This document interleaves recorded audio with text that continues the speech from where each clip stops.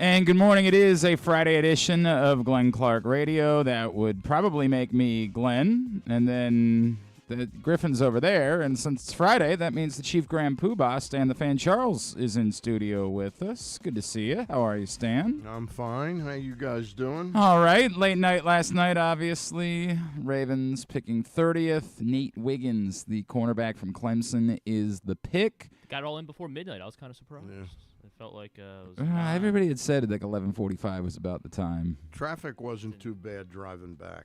From Detroit? Yeah, I was in Detroit. How quickly were you able to make it? M&M invited me. Oh, that's right cool. Here. Yeah. That's cool. But you didn't I had to keep it on the down. You didn't decide to like hang out afterwards. You just no. I just wanted to be there. Look how committed you are to being back here for Friday's shows. Yeah. Look at Stan the Fan. I think we all could learn a lesson from Stan. Yeah. He could have ripped it up, and he could have done all the things that are to do in Detroit. Like, I'm mapping it out now, trying to figure out if I can do the same next year with Green Bay. Oh, I think you can handle that. Yeah, problem is there might actually be more. It's true. The Ravens will be picking 32. Right. Well, there also could be more things to do in Green Bay than there are in Detroit. You might want to stick around to do some of the activities. Could go milk a cow or something. I don't really know what. By the way, that Green Bay pick was that guy that they showed on screen for about 2 minutes, the one with the cheese head and all the Detroit Lions. Yeah. He was really bummed at that pick. Well, I think was that universally panned? No, I mean I think it was a fine pick. It was actually one of the guys I think a lot of Ravens fans were looking at, Jordan Morgan, the offensive tackle from Arizona. I think the reality is just that like the Packers never take anyone interesting. Right. Like, they never. In fact, the only time they ever drafted anyone interesting was Jordan Love, and that was frustrating because they had a quarterback at the time, and they were like, hey, maybe something to help the quarterback. Now, at the moment, I think a lot of people kind of like the receivers the Packers have, but I just think that in Green Bay, they're kind of sick of it never being like something the that most that dynamic pops. guy. Yeah. So it was fascinating. The most fascinating pick to me was the Atlanta Falcons. I can't begin to understand, and this is no knock on Michael Penix. I like him. What I saw, I like him a lot. I like him a lot too. Yeah, but geez, whiz, yeah, what are you kind of doing? It's bizarre. I mean, it really is bizarre. It reeks of the Aaron Rodgers situation +1. You know that they just signed this guy for 4 years. And bear in mind that Michael Penix is also a little bit older than your average quarterback is to begin He's ready with. To go. Correct. Yeah. Like it's really bizarre, but. Nice to not be your problem. That's somebody else's problem. They can solve that. Yep. I don't know how they're going to, but they can solve it. Not going to affect us whatsoever. And all the people that really needed quarterbacks drafted Got them real quick. Yeah, got them well, except for Vegas. Vegas is the only team that that still wasn't able to come away with a quarterback and looks like they're in quarterback hell. I was joking about it last night on Twitter.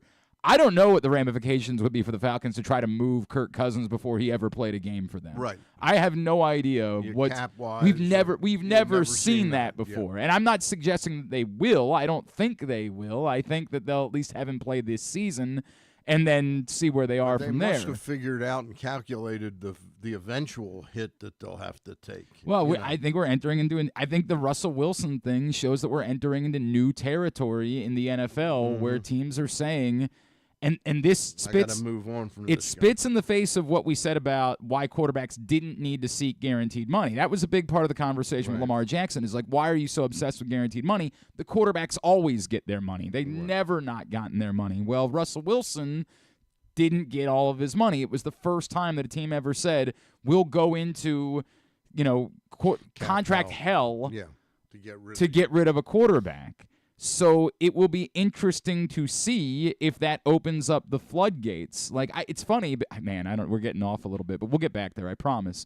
I did a hit in Indianapolis after they signed Joe Flacco because Joe came on the show and they saw it and they reached out to me to get to know a little bit more about Joe. And the host of the show, and I apologize, I can't remember who it was, said, "Do you think it's crazy that the Colts would go ahead and try to trade away Anthony Richardson and just play Joe Flacco?" And I was like, yeah, I do think that's crazy. Yeah, I think that's nuts. They just took him in the first round a year ago, and like in the small sample size, he looked good. Like you didn't get to see a lot of him. I think that's crazy. But then, like, the theory that the host had is that, like, okay, I get it, but are we seeing just a new world of teams taking it year to year with quarterbacks and not feeling like anything is a long-term commitment anymore and just running with whatever works in that moment? And I said, this is a bit more extreme. Yeah. Like, this is Russell Wilson, I can at least argue, is on the downside of his career, whether it's over or not. I don't think he should be the starter in Pittsburgh. I think he's very much on the downside of his career at this point. Anthony Richardson is in his second season in the NFL. I don't think you're making that decision. I don't think they're taking a hit there to bring in Flacco for the long haul. Seems crazy to me. All right, Stan is here. We are going to talk about Nate Wiggins in a few minutes. Bo Smolka, PressBox Ravens beat writer, is going to join us a little bit later on in the program. Nate Wiggins, high school coach, who was at Westlake at the time. I believe he's now at Kell down in Georgia. Bobby May will check in with us. We'll also preview Orioles-Athletics. Dallas Braden will join the program a little bit later on.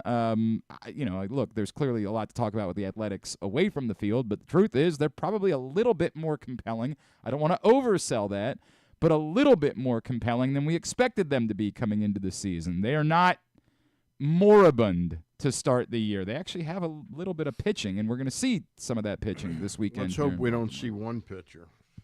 Mason Miller, correct. Don't want to see him. That's until you want to see him in an Orioles uniform this July. Like, that's when you want to see Mason Miller. But we'll talk about all of that with Dallas Braden a little bit later on. Today's show is brought to you by Atman's Deli. If you have not checked out the new Atman's Deli in Harbor Point, it's time to do it. You got to get down there. Isn't that the place that has a bar? It has a bar. It's everything you love about the original Atman's, of course. And on top of all of that, yes, as Stan points out, they have a bar. So if you haven't been yet, this weekend would be a great weekend to do it. On your way to a game, after a game, just get in. That check it out. Saturday at 4:07 start would be a great time to, After the game is over, wander in, have a beverage, or 3 or 4. They got goose lights there, by the way. You can enjoy all their delicious deli sandwiches, the hot dogs with the fried bologna, all of it that you love from Atman's Deli. Check it all out right there in Harbor Point and find the specials at atmansdeli.com.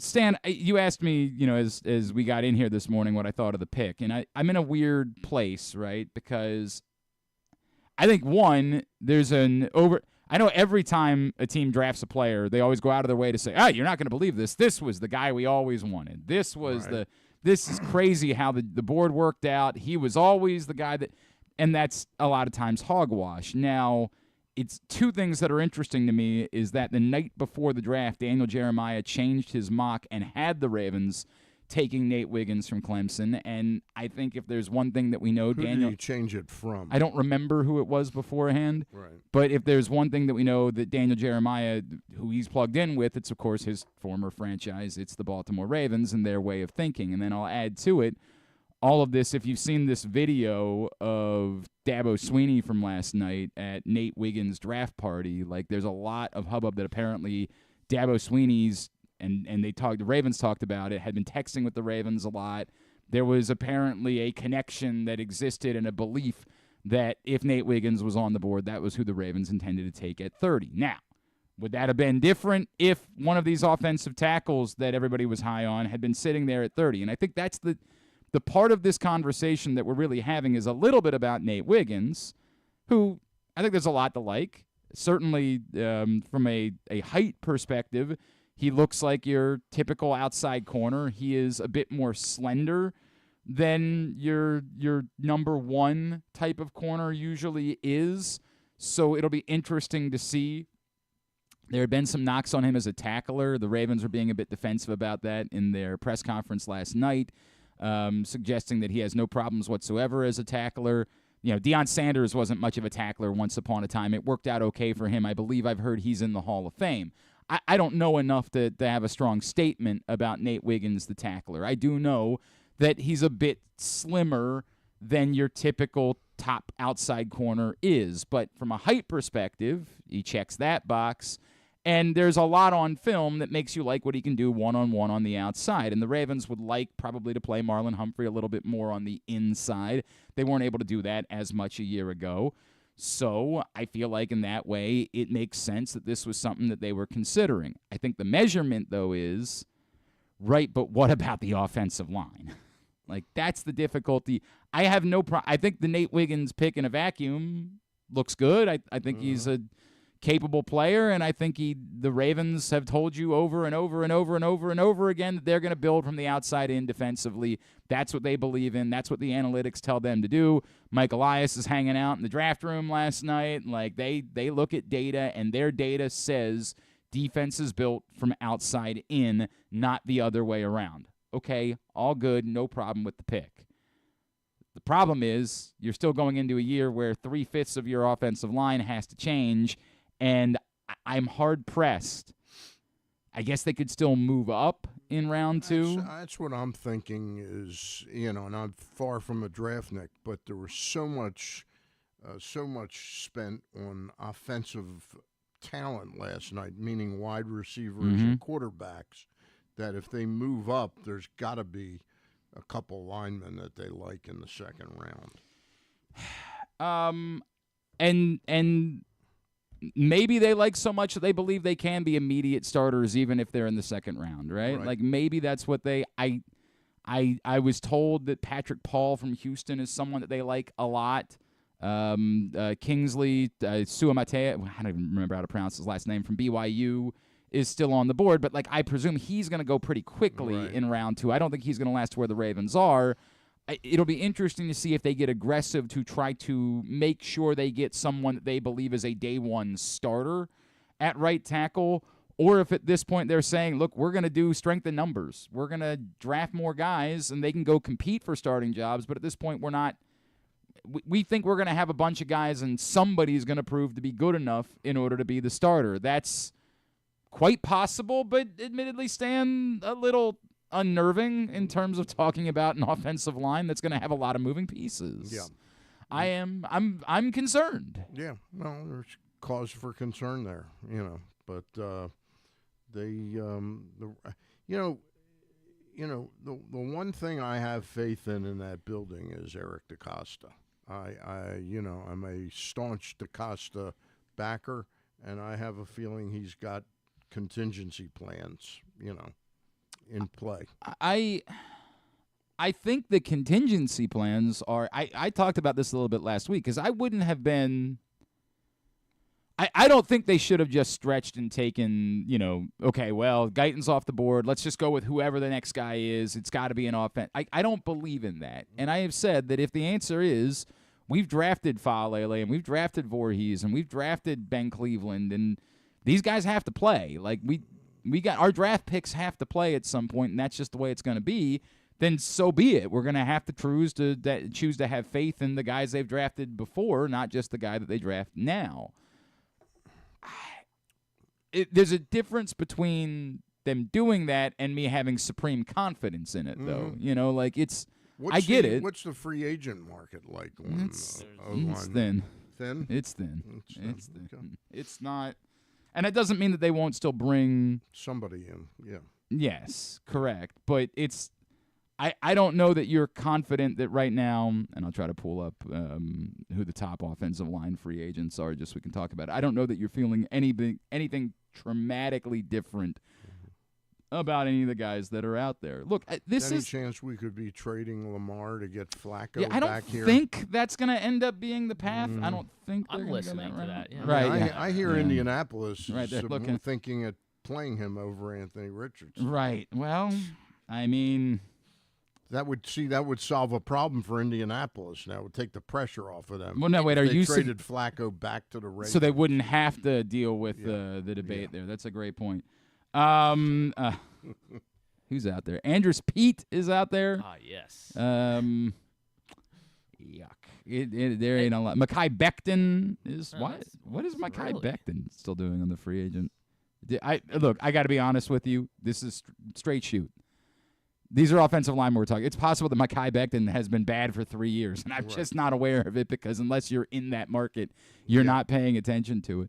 Calvert Hall's own Donovan Smith, of course, a Super Bowl champion with the Kansas City Chiefs, is still on the free agent market. There are players, and I absolutely could see them saying, and I think they made the commitment that once they got through that first part of the market, they weren't going to really dip their toes back in again until after June 1st in order to get through the compensatory formula. But I could absolutely see them saying, look, we're going to do something, much like they did at corner a year ago, where they were like, look, we're going to sign somebody. Yeah.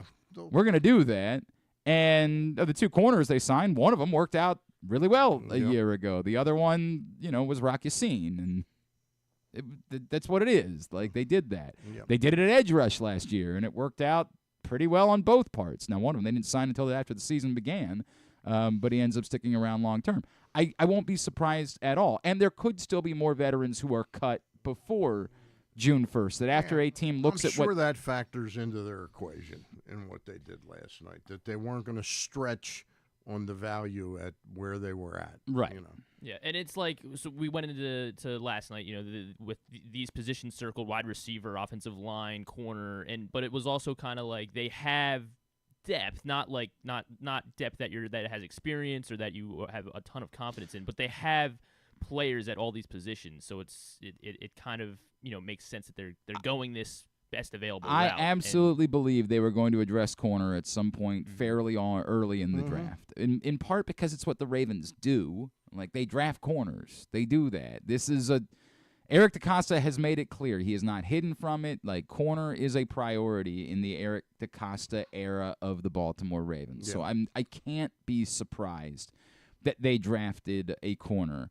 I don't, in fact, looking at where the board fell, once they got to 30, I think it was pretty obvious they were drafting a corner because the flip side argument, there was a 1 in a million chance of like Chop Robinson falling to them. Otherwise, there just wasn't anyone in the edge rush conversation that valued fit for 30.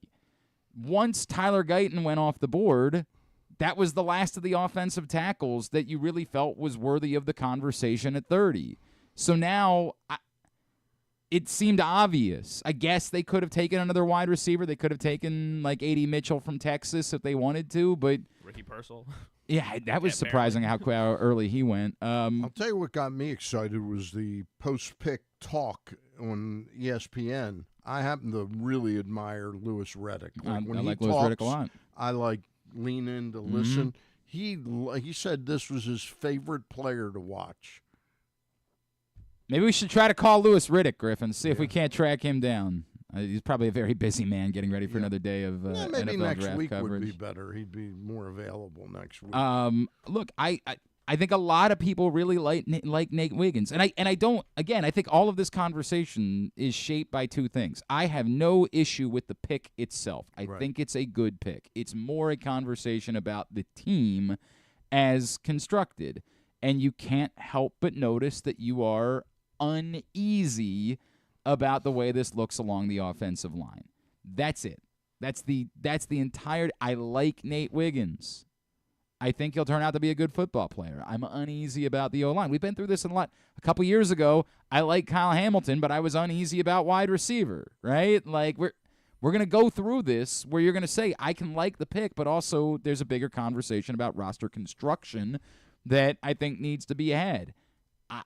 Maybe internally and with whatever else they're going to do along the offensive line in the draft, and we'll talk about this with Bo here in 1 second, maybe they will be fine along the offensive line. It will be no issue whatsoever, but I think anyone who took an inventory of the roster and the team today in terms of their ability to win a Super Bowl this season, the biggest thing that they would say is, I'm queasy about what it is they're going to be trying to do at offensive line. So far, they've lost Moses, right? Yes, Moses is gone. Zeitler's gone. Yes, right. and John Simpson is gone as well. Simpson. Yes. Stanley's going to rework his. Stanley's already reworked his deal. Okay. He'll be back now. So that leaves him in the center. Tyler Linderbaum. Right? Linderbaum. Correct. Okay. So that's what they have back. And maybe they're going to create a new type of offense where you only have two linemen. That's an interesting idea. Or maybe three.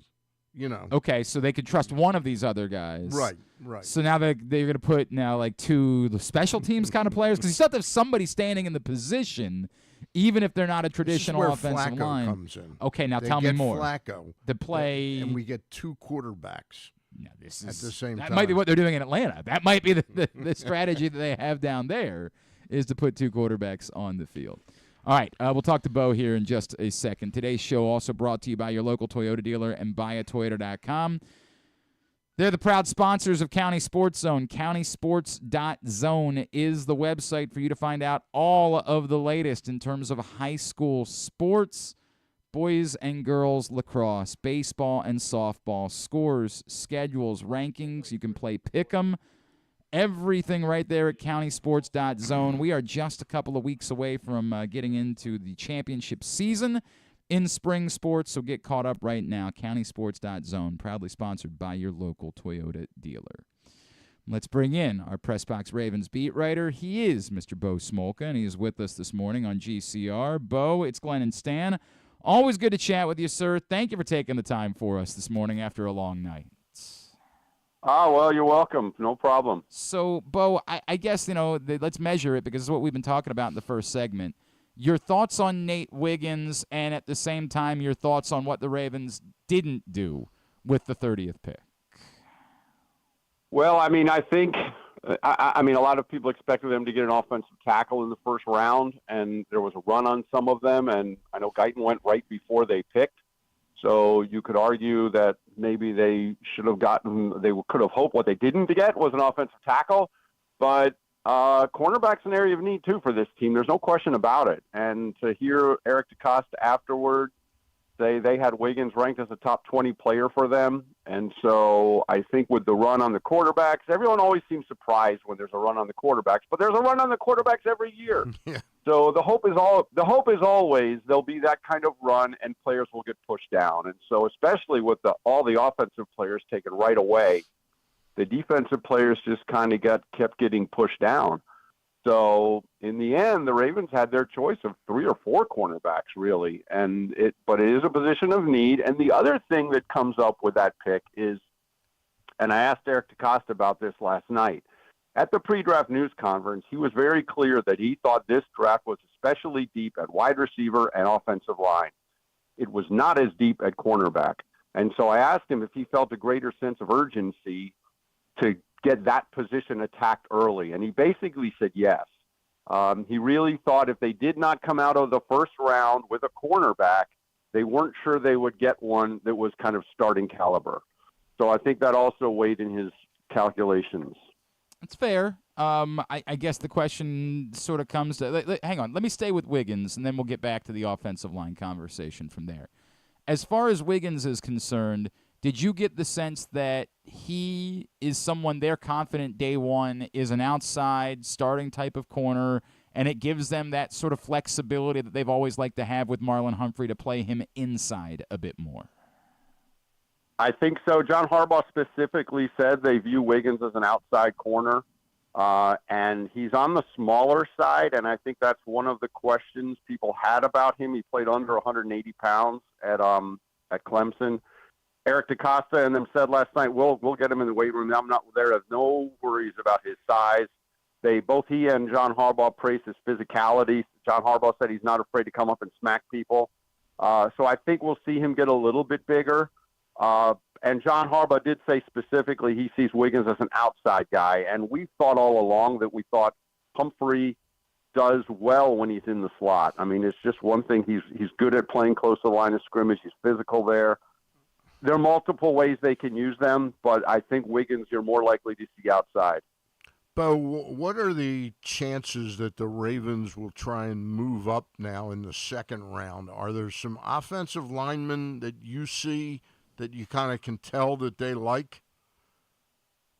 It's hard to tell. I mean, there's certainly offensive linemen. I don't have a real read on which ones they like more than others. There's 3 or 4 offensive linemen I think will project in that mid-second round. Mm-hmm. Maybe they fall to them again. And, yeah, I think they could move up. They've got 6 day 3 picks. I think they would love to maybe package one of those day 3 picks and move up, given that Eric DeCosta has said there's just not as many draftable players this year. With the NIL thing, a lot of players have stayed in school. with the COVID year, there's more guys so the number of draftable players is not as high in DeCosta's opinion. So therefore, if he could move one of those later day 3 picks and slide up, say, a few spots, I think he'd be interested in that. But you have to find someone willing to do that. And the other GMs might very well be of the same mind and say, well, I don't really want to take on another day 3 pick because I'm not sure what's going to be there at the end. So that's the danger of it. But, yeah, and again, I trust Eric DeCosta in the sense that he said this is a deep offensive line draft. He said that he was asked specifically last night, are there guys there you still like in round 2 and round 3? And he said yes. So are those guys that can come right in and step in and be Kevin Zeitler right away? I don't know. But I do think that they have they feel comfortable with what's on the board there for them in this round. But I would not be surprised to try to make a move up in either this second round or in the third round because they have kind of one late pick in both rounds. He is PressBox Ravens beat writer Bo Smolka. He's with us here on GCR. Bo, let's project a little bit. Let's say they don't move up, whether it's a player that they take at 62 or if they don't. Where is your confidence level in what the Ravens present at offensive line right now without adding a first-round kind of plug-and-play starting right tackle?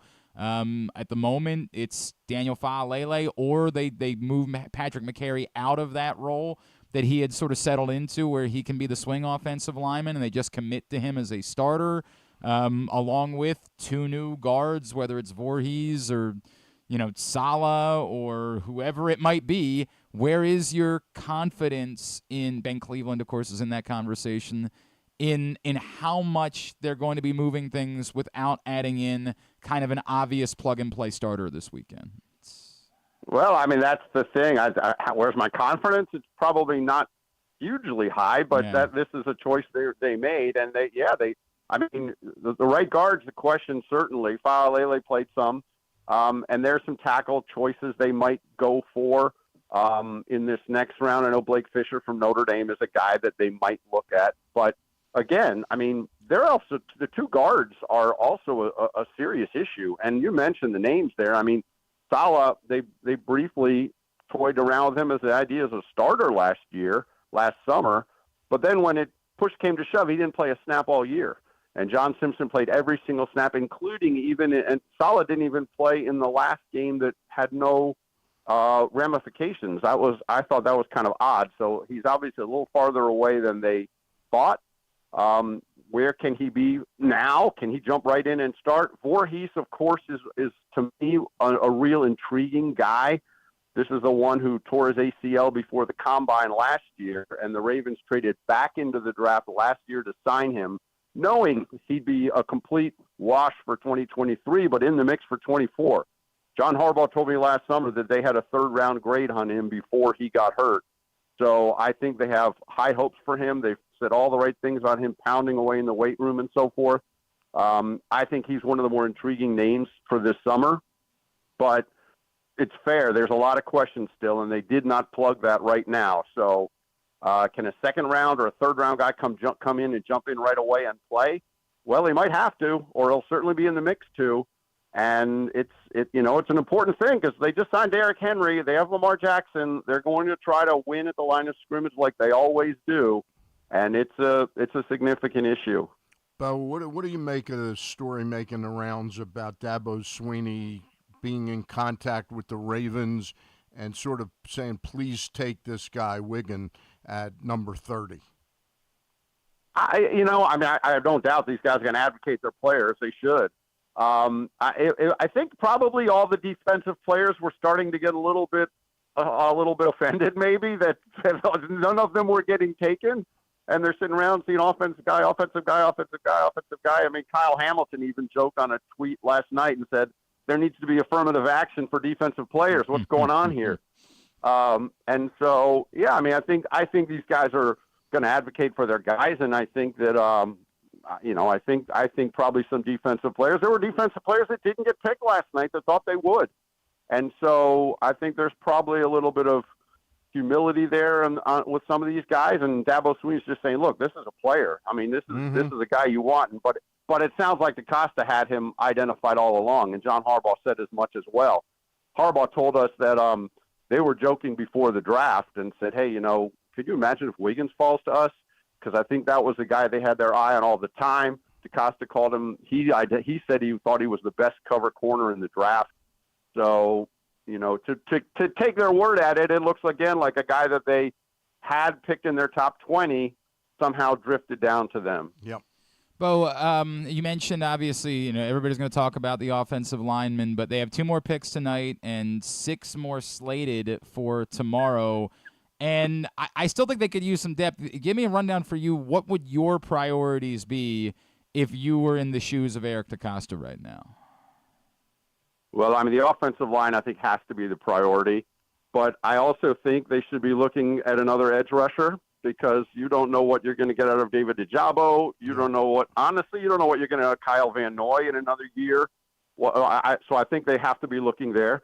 To me, I think one of the more underrated or one of the now Derek DeCosta said they expect to draft a running back. Right. So I think we can think that. I think they need to look at it. They need to get another safety. And it's not something been talked about a lot. Marcus Williams has spent a lot of time with one arm recently. And to be honest with you, and this might change now with Wiggins and if they move Humphrey inside, but I thought this team was just a lot better when Kyle Hamilton played near the line of scrimmage. Sure. And he impacts the game. He shakes blocks. He blows up bubble screens. He's just physical near the line. Now John Harbaugh mentioned last night of him kind of even being used as a dime linebacker, and he could still be up in the line of scrimmage. But if you're going to do that with Hamilton, then you need someone else back there. And that person's probably not there right now. They have Darryl Worley. They have Ardarius Washington, but you lost Geno Stone. Marcus Williams, to your point, has not been healthy in his 2 years in Baltimore. So I think safety is kind of a low-key area of concern, and I wouldn't be surprised to see them add there. But I think, offensive line, when they start tonight, offensive line needs to be a spot. And I think they're going to draft another wide receiver. And Eric DeCosta said it's a deep draft at that position. Yes, they just extended Bateman, but I still think they'll find another wide receiver along the way. Does it surprise you at all that they didn't take Cooper DeJean, or do you know if they were how close they were to considering taking Cooper DeJean since he's so versatile and they could use him as a safety at times and allow Kyle Hamilton to continue to work so freely? Yeah, it's a good question. I don't really have a read on their board to that extent. I do sense very much that I think DeCosta was genuine with his answer that they felt like the cornerback group was not as deep, and so getting one was of the utmost importance in that first round. And look, DeJean was available with them, so they obviously had Wiggins rated higher. And so that's obviously a choice they made. So, the versatility, they always love it. But they looked at Wiggins and said, this is the best cover guy in the draft. You can go right now to PressBoxOnline.com, and Bo Smolka has some potential suggestions or options for the Ravens on night 2 of the NFL draft. You can check that out right now. Of course, you can follow him at @BSmolka as he'll be continuing to provide coverage throughout the course of the weekend. Bo Smolka, always appreciate it, sir. Thank you for taking the time for us this morning, and let's try to chat again next week after all the dust is settled, all right? All right, sounds good, Glenn. Thank you. Thanks, Bo. Bo Smolka, PressBox Ravens beat writer, with us here on GCR. We're going to talk more about Nate Wiggins coming up in the 11 a.m. hour, but when we come back in, we'll chat a little bit about the week that was for the Baltimore Orioles. Stan is here with us. We'll do that. It is a Friday edition of Glenn Clark Radio. Craving that classic New York deli experience? Look no further than the new Atman's Deli in Baltimore's Harbor Point. Corned beef piled high, hand-rolled bagels, and something different. A bar! Atman's has food and drink specials every day. Now open for breakfast, lunch, and dinner. Dine in, grab takeout, or hang out at the bar for the next O's game. Atman's Deli, an authentic taste of Baltimore tradition since 1915. Find us at Harbor Point or visit atmansdeli.com. What company makes your home more energy efficient, purifies your air, kills all viruses, and qualifies you for $6,000 in rebates? A.J. Michaels Heating and Air Conditioning in Baltimore and Annapolis at ajmichaels.com. Whether your focus is luxury and comfort, convenience and technologically advanced connectivity, or sporty performance and aggressive styling, we've got the perfect Highlander for you. Check out buyatoyota.com for deals on new Highlanders from your local Toyota dealer today. The ultimate fan experience awaits you at Sports and Social Maryland. See how we're raising the sports bar with our massive 100-foot media wall featuring 40 HD TVs and a 47-foot big screen. Bet on your favorite teams and this year's biggest events at the FanDuel Sportsbook while enjoying your favorite beers and cocktails, plus our delicious takes on bar food classics. Visit Sports and Social at Live Casino and Hotel Maryland at Arundel Mills. Must be 21. Gambling problem? Call 1-800-GAMBLER. Discover one of Baltimore's hidden gems at Guilford Hall Brewery. Enjoy dinner in our spacious brew pub, sip a signature cocktail in our outdoor, dog-friendly beer garden, or take a tour of our brewery. Discover your new favorite local craft beer. From crisp lagers to hoppy ales, there's something for everyone to enjoy. Pair your brew with delicious appetizers and entrees. There are options for the whole family, but you have to try our fan-favorite giant pretzel. Guilford Hall Brewery, where every sip is a celebration. Visit us online at guilfordhall.com. The latest edition of PressBox is available now. On the cover, Luke Jackson profiles Grayson Rodriguez, talking to people who have been part of his path as the Orioles hope he'll become their next homegrown ace. Also inside, we remember legendary Maryland basketball coach Lefty Driesell with stories from legends like Roy Williams and Bobby Cremins about what it was like to go up against the old left-hander. PressBox is available at over 500 locations around Baltimore, including 60 Royal Farm stores. You can also find the best daily coverage of the Orioles, Ravens, and Terps at PressBoxOnline.com. The drug scene in Maryland is changing. Fentanyl and xylazine are being added to street drugs, and you may not even know it. Xylazine is not even intended for humans, and fentanyl is an opioid 50 times stronger than heroin and contributed to over 80% of overdose deaths in our state. Anyone who uses drugs, even occasionally, is at risk of overdose. To learn more, visit stopoverdose.maryland.gov or call or text 988. The Ed Block Courage Award Foundation has been working in partnership with the NFL for 46 years to support abused, neglected, and at-risk youth across the country, partnering each team with a children's facility or program that supports the well-being of those in need. Annually, one player from each team is selected by their peers to receive the Courage Award for their inspiration on and off the field. Learn more about how the Ed Block Courage Award Foundation makes a difference, and be sure to check out their latest podcast and web series episodes at edblock.org. Contrary to what some people believe, I actually like this guy when he sleeps. Glenn Clark, talking sports. All right, back in here on GCR as we continue along on a Friday edition of the program. Brian Gorin checks in, says, I agree with your premise, but I think they can survive with this offensive line. If they lose Marlon Humphrey or Brandon Stevens, considering their lack of pass rush, they are in much worse shape. And it's a fair thought.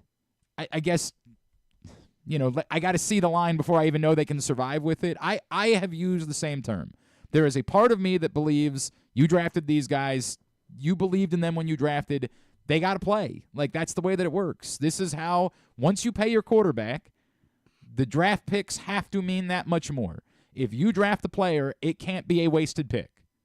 Now, you're stretching when you're talking like Fa'alele was a fourth-round pick. Like, it's tough for me to feel that about a fourth-round pick. Like, that guy better be a starting offensive tackle in the NFL. But what's the guy's name that you talked about and then Bo mentioned that was drafted last year? That was Sala. Andrew Voorhees. Andrew Voorhees. Sounds like he's part of Eric's I think there's no doubt that Andrew Voorhees is, like, if we're penciling this in, I would almost think at this point it would be an upset if he wasn't considered not a tackle, a guard. Yeah, guard. And look, Ben Cleveland, who we had all written off at one point, actually had moments a year ago where you started to say, well, maybe I'm starting to feel why it is that years ago they were in on Ben Cleveland. Mm-hmm. But, you know, it's still a totality problem. I hear the argument, and the Ravens obviously care deeply about that cornerback. They have made that abundantly clear, so I get it. And, yes, the argument of they don't have a ton of knowns at the edge rush right now, so they might have to hold up a little bit longer in the secondary, I will listen to that argument, and I think there's something to that. All right, so Orioles get back in action tonight as they open up a series against the Athletics. We will chat with Dallas Braden a little bit later on in the program. Stan, they're actually running into like the first pitching decision that they have to make this year, as they have not committed even yet to who Sunday's starting pitcher will be. We would assume that it would be Albert Suarez, and certainly the way that he has pitched in his first 2 starts, he has done nothing to warrant not being in the rotation moving forward. But the first one that comes up is that Sunday is when John Means would be scheduled to pitch again. And they've got the time is running up for that and making a decision. Is it running up to like the day of, like in other words, what he's got 30 days? 30 days. Yeah, I gotta pull up what the actual day would be for 30 days. So would that clock have started on March 28th? When opening day, I guess. Yeah. I guess that math does math, right? Because Sunday would be the 28th. Yeah. So I'm not real comfortable about it. But given his results, I understand that. I don't get what the options to do with him. Whether when you have somebody down on a rehab assignment, could he potentially be put on the IL and then resent back for more rehab? Or could he be put on the AAA IL? I don't think he could be put on the AAA IL. I think he'd have to be on the Major League IL. And I think the question would be, would he go along with that? Like, that's where things get more complicated, right? Yeah. If he says, I'm ready, and then it becomes a deeper question, right? Like, they might internally say, look, we know what the results have been, but we're not worried about that because he was specifically working on this one thing, and that's not the pitch that he would make if he was trying to get people out in the major leagues. Now, I don't know that, and they're never going to tell us that. The most scary part is that start before last. Right. Last start, he got 79 pitches in and went 4 1/3 innings, and if you take that stance that I'm not really that concerned with the results, but the previous one, they obviously cared enough that he got shelled and didn't get out of the first inning. I don't know. Maybe do I know for a fact that a rehabbing pitcher doesn't get the same, adrenaline rush going to pitch in AAA that he does if he's on the major league roster? Right. I'm not sure of that. I don't know how to quantify that. I don't think he's ready, but it sure seems like if they have to make a decision, that he will be activated. And I would guess that they then have to basically DFA one of 3 pitchers, Ramirez, Webb, or who's the third one I'm thinking about? There's really I know last night I read it, but. Well, and this, by the way, comes on the heels of CNL Perez. Looks like he's getting closer to return as he just worked this week. Hang on. I would assume that Webb would be the first one to go. Before Ramirez. Yeah. Interesting. Yeah. Interesting. They both seem definitely close, like the leash on both of them. Well, I think those are guys that Bauman would probably be in that conversation. And Bauman is the point. third one. I'm sorry. Yeah. He doesn't have an option, I don't think. But I think at this point, like, you're not really wanting to use him in legitimate situations any longer. Like, it sort of becomes a conversation of if you lose him, you lose him.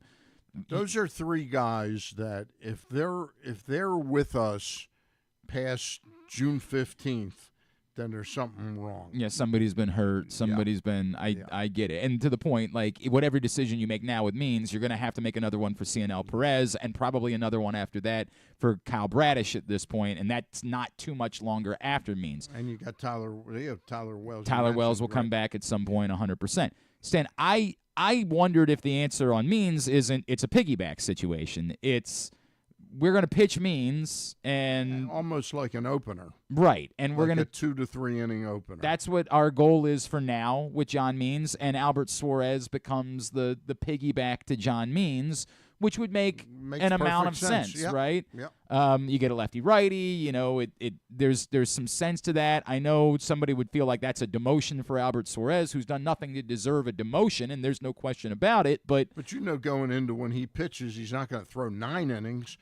So to me, if you can get 2 good innings out of Means, then he comes in and pitches 5 1/3 to 5 2/3. You're into the late where you're going to use your late inning guys. No, it's delaying another decision you're ultimately going to have to make, obviously, because at some point, if Means does ramp up and looks like John Means again, then you're not going to continue to piggyback him all season. So you're going to have to figure out what that looks like eventually. And maybe this would have been, a referendum on Cole Irvin, but Cole Irvin was great in his last start. Yeah. And so you're not going to suddenly have a referendum on Cole Irvin coming off his best start as an Oriole. Like, that's not going to be the moment you choose to have that referendum. But it reminds maybe Cole Irvin, dude, one start alone does not take the pressure off of you. Like, it was a hell of a start. God bless. And if that's what you're going to do moving forward, but you're pitching for your, rotation life every time you go to the mound at this point, potentially. So I've always been confident that he would provide something positive to the club, and sure. I was very happy about his performance in Kansas City, and hopeful that he'll do well again. He's going to face his ex-teammate, JP Sears. Yeah. So I'm with you, Stan, that if that's the sign, if this was the moment, awesome. Great thing for the Orioles to deal with. But it could very well be that if he goes out and struggles on Saturday, then that last start is kind of forgotten, and then he's back on the chop. Correct. On the chopper. It's just that seems like the reality for what the Orioles are going to be dealing with, because they've got to make a decision about John Means and getting him on the roster at this point. But to me, I think the answer is, at the moment, the piggyback. It's hey, we're putting him back in the rotation, but we're not assuming anything. We're going to say we're hoping for 3 innings. That's the plan for John Means, is we're going to try to get through 3 innings right now. Let Suarez, and by the way, he's pitched so few innings in all that he probably does need to ramp back up in general. I guess that wasn't an issue when he came back last season. Like, he kind of ramped up fairly quickly in that short time frame in which he pitched, but that to me seems like the not long-term, but short-term solution to this is to continue to work it that way. Agreed. And that the worst-case scenario is that you've established a 6th starter in Albert Suarez, what you're probably going to need as the season goes on, because other guys are going to get hurt. I didn't know who this team's long man was 2 weeks ago. Like 2 weeks ago, I said I thought going into the year it was Keegan Aiken, but they've used him as a specialist, and I know the last couple of appearances have been rough for Keegan Aiken, which is a bummer because he was so good to start the season. But they've used him as a specialist. So if what comes from this is that Albert Suarez is your swing starter and you have confidence in that the rest of the year, that's a good thing. I know the starts have been good, but it's hard-pressed for me to believe that, moving him out of the rotation is spitting in the face of Jim Palmer, I get you. But I think right now that he's the more known quantity than John Means is. To me, he warrants that much respect, which we're not talking about that he's Jim Palmer. I think he's ahead of Means, but the piggyback makes perfect sense to me. You see John Means, you find out whether he rebounds or then truly he would understand that, hey, I need to rehab more. I'm okay with the IL and a rehab assignment. So, go from there. And then deal with it all again when Kyle Bradish Yep. is apparently approaching being But ready. I would say that the 3 pitchers that are on the chopping block to me, one at a time, is when Means fully comes back, one of those 3 pitchers we talked about, Webb, Ramirez, or Baumann, goes. Then when Tyler Wells comes back, CNL Perez comes back, one of those pitchers goes. And then when Tyler Wells comes back, another one goes. And then you really have the tough situation is when Bradish is ready. And then by then though, you'll know what you're going to get a little bit more out of Means. The only pitchers in the bullpen that have options left are, Cano. Obviously, he's not going anywhere. Right. Dylan Tate's not going to go anywhere as long as he stays healthy. I don't see it. I don't see it. And Aiken, and maybe if Aiken were to continue his struggles in the next couple weeks, then they would explore that. But the guy that was pitching at the beginning of the season, the guy that you saw in spring training, you certainly wouldn't want to send back I've down. only not seen that guy in that one outing. Well, the one was really bad, obviously. The was one that was the one in KC. Yes, Yeah. that was terrible. Yeah, that was brutal, of course.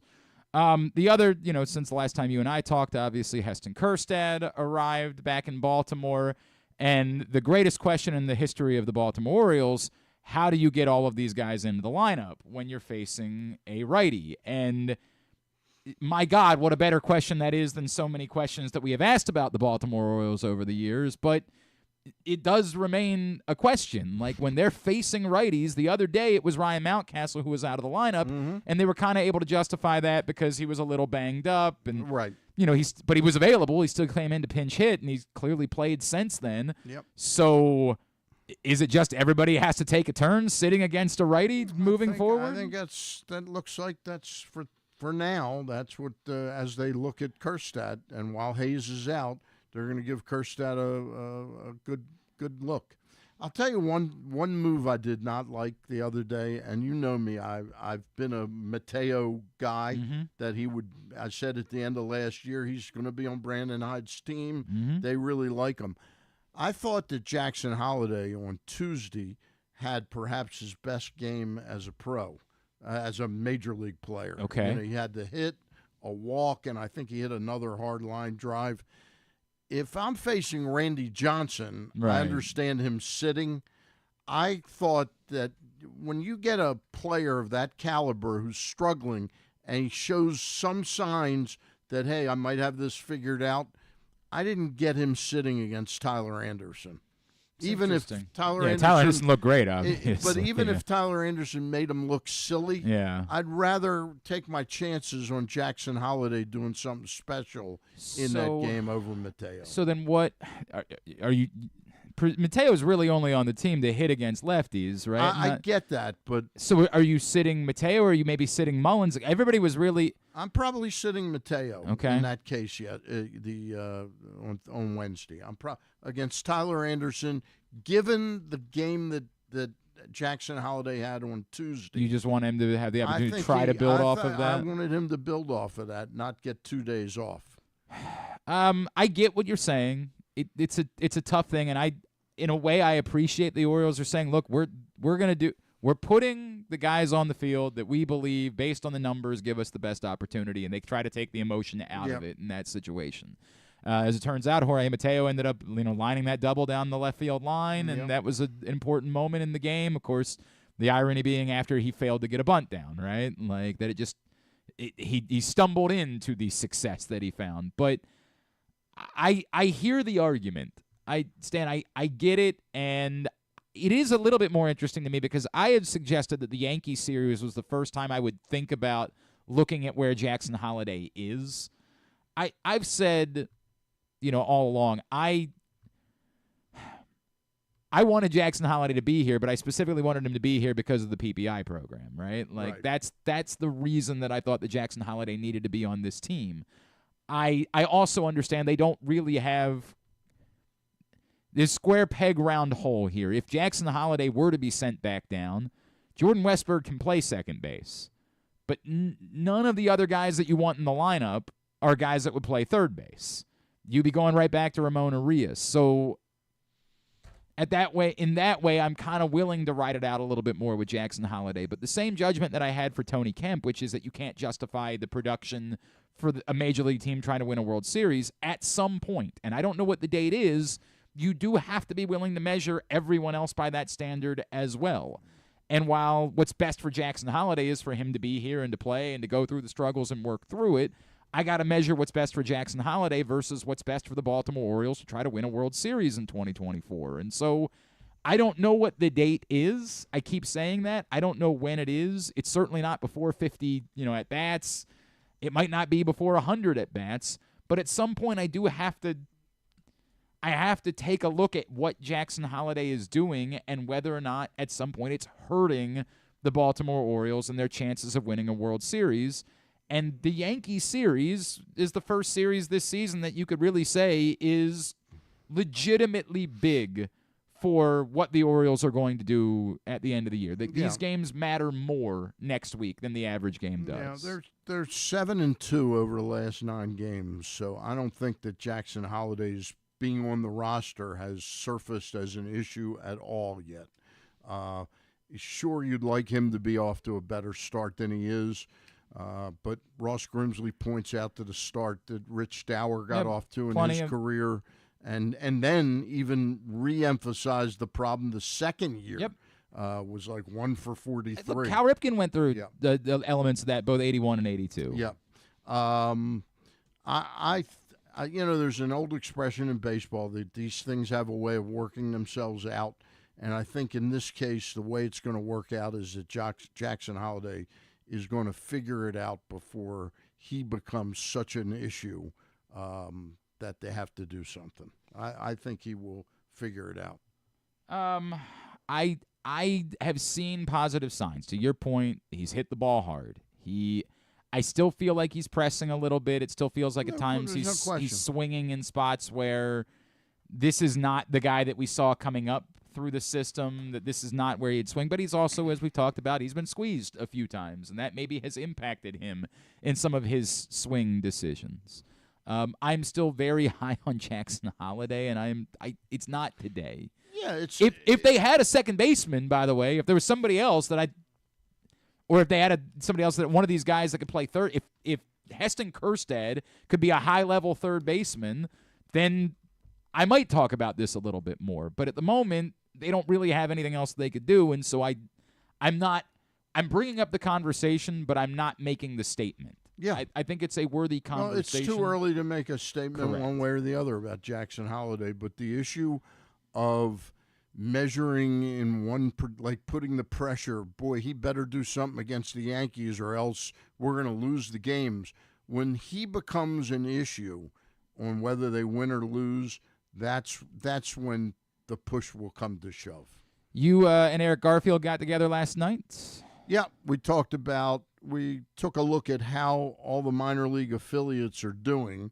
And, the consensus is, despite that incredible early start by Norfolk, all the teams have less talent through and through, and it's showing on the win-loss records. But that doesn't mean that there aren't stories at every step of the way. And we went over some of those stories, such as a young pitcher they drafted, a college-age guy, Cam Weston, who's at Aberdeen and has thrown like 14 shutout innings. This guy that Eric loves, Freddie Benascome, who's at Bowie. Ben Cosme? Is that Ben Cosme, yeah. Freddie Ben Cosme. He's been on him and says that one of the things he needed to do was put the ball in the air a little bit more, really show that he's not a one-dimensional singles hitter, and he's already out-homered his entire homer output last year. Yeah, that's even with raising a level. Freddie, so remember that name, Freddie Ben Cosme. We talk about how close Kobe Mayo is. It's insane. He's got, you ready for this? The exit velocities, his are the highest in the entire organization, including the major leagues. That includes Gunnar Henderson. Yeah. Oh, by the way, I hear he's good. He's an interesting player. He's okay. You can By the way, I just want to tell you, I never wrote the piece, the Bobby Witt piece. Because I watched last weekend very carefully, and I'm going, Adley's going to ruin my, I still feel the way I feel, but I didn't think that was the time to write it. It's funny. Adley's had a great start to the season. He really has had a great start to the season. And I looked up, and he's not been man of the match once yet this year. Yeah. It's just sort of weird. But then that speaks to how good the team is. I also think it speaks to how consistent he's been. Yeah. That it's not the Grand Slam doesn't stand out necessarily. The Grand Slam is really the only thing that stood out this year, and that was in a game that they lost, right? But it wasn't an empty Grand Slam either, because at the moment it got them right back in the game. Yeah. It took a 6-0 game and turned it into a game that they were still in. Just gave up a 3-run home run 5 minutes later, and so they were right back out of the game at that point. But He has been really good to start the season. And I don't want that to be lost because his face isn't up on the board behind us yet. Adley Rutschman has been off to a great start to the season. Gunnar Henderson, if not for, like, Juan Soto is the MVP of the league at the moment because it's absurd. He's but unbelievable. Gunnar Henderson is performing like a guy that could get into that conversation at some point this season if Juan Soto were to have a couple of weeks where he were to dip a little bit. Gunnar Henderson has been unfreaking real of late. You know, the Orioles have had, and we're all a little. I would say that Mountcastle's actually not off to a bad start, Not at but all. not really showing a lot of power. Mullins has hit a couple big home runs, but he hasn't gotten off to a great start. And Hayes was, of course, off to a horrible Miserable start. Yeah. But the good news is that we've had two revelations, and that's Colton Cowser and Jordan Westberg have been really sensational. No question. Because when you start to look at lineups that scare you, it's the length of the lineup. Right. It's when you get to when seven. You got a Colton Cowser batting eighth. Yep. You know. No doubt. Well, and add in Ryan O'Hearn's backed up what he did a year Yes, ago. he has, I think a lot of people thought that Ryan O'Hearn would be the expendable bat. Like, hey, you could live without Ryan O'Hearn. He was a flash in the pan. He's really making a position for Yep, himself. he has backed that up this season, and that's why it's so difficult to get all of these guys in the lineup against a righty because there's not one that you say Ryan Mountcastle's hitting righties this season. Like, there's not one that you say this is the guy that I want out of the lineup right now against a right-handed pitcher. Again, wonderful problem to have. Yeah. You can find Stan and Eric's show right now, Facebook.com/PressBoxSports. Thank you for mentioning that. And if you miss it live, you can also find it at YouTube.com/PressBoxOnline and PressBoxOnline.com/video. And real quick, remember every Monday I release my MLB Power Rankings. Correct. Yep. And also every Monday, you, Ross, and Luke get together every Monday afternoon later as in well. the afternoon, yep. All right, we'll get back into some football conversation here on GCR. Of course, the Ravens last night selected Nate Wiggins, cornerback from Clemson, with the 30th pick in the NFL draft. Our next guest is now the head coach at Kell in Georgia, but before that, he was at Westlake, where he was the coach of one Nate Wiggins. Joining us this morning here on GCR, he is Coach Bobby May. Coach, it's Glenn and Stan here in Baltimore. It's great to chat with you. Thank you for taking the time, and congratulations. Oh, yeah, it was an awesome night. I of course, I'd love to take some time to talk about Nate anytime I can. Well, Coach, if I could, because I know the story is that Nate transferred in, and I know that you had come in from Florida. Can you take me through the timeline of where he was, where you were, how much you knew about him, and how quickly you realized, like, this kid's going to be really special? So I had been at Westlake for 3 years before Nate came. He was at another school in Atlanta. He grew up in our area, but kids kind of go all over the place in the Atlanta area, and he enrolled in December, the year before his senior year, and a funny story is, like, when he enrolled, I didn't know anything about him or whatever, but I pulled up his film, once they called me, and it was a sophomore film, and it was good, but it wasn't great. And I was like, okay, he may play for us, whatever. Because we had a lot of talented players, right? Not just him. But then, like, a week later, his updated junior film came, and I was like, holy crap. But he like I said, we had a lot of talented players, and he'd never really been in a real weight program and things like that. He bought into the weight room, and he just had a great senior year, and bought into everything we asked him to do. And obviously, I told people then that he would run a 4.2 at the combine, and thankfully I wasn't wrong. Coach May, can I ask you if you could talk about him as a person too? A lot of questions about people's character always come up. I haven't heard a blip on the radar about him as a person yet. Yeah, I mean, he's just a great kid. I mean, he's quiet. He's pretty reserved naturally. I mean, he doesn't play that way, but in his kind of natural state, he's pretty quiet. The kids that he's friends with now and the kids that he was friends with in high school are the friends that he had when he was 5 years old. You know what I mean? So he's a loyal guy.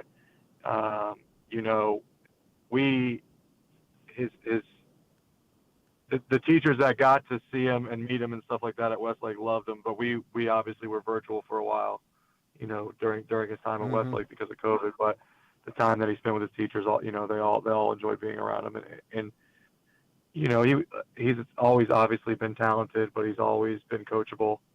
He's always been willing to work, whether it's with us or his trainers or whatever it was. So, He is Coach Bobby May from now Kell, but previously Westlake down in Georgia, where he had Ravens first-round pick Nate Wiggins. Coach, you bring up the speed. That's obvious, right? Like there's the play that everybody's seen from the Carolina game of him racing down the sideline and knock the fumble out, which is just one of the most incredible things that you'll ever see. How does he translate that to on the field, right? Because like as an outside corner, you're not always just dead running, right? Like how much of a benefit is it, and what more do we need to know about him as a player besides the speed? Like how does he hold up, ball skills, getting up and defending outside receivers, things along those lines?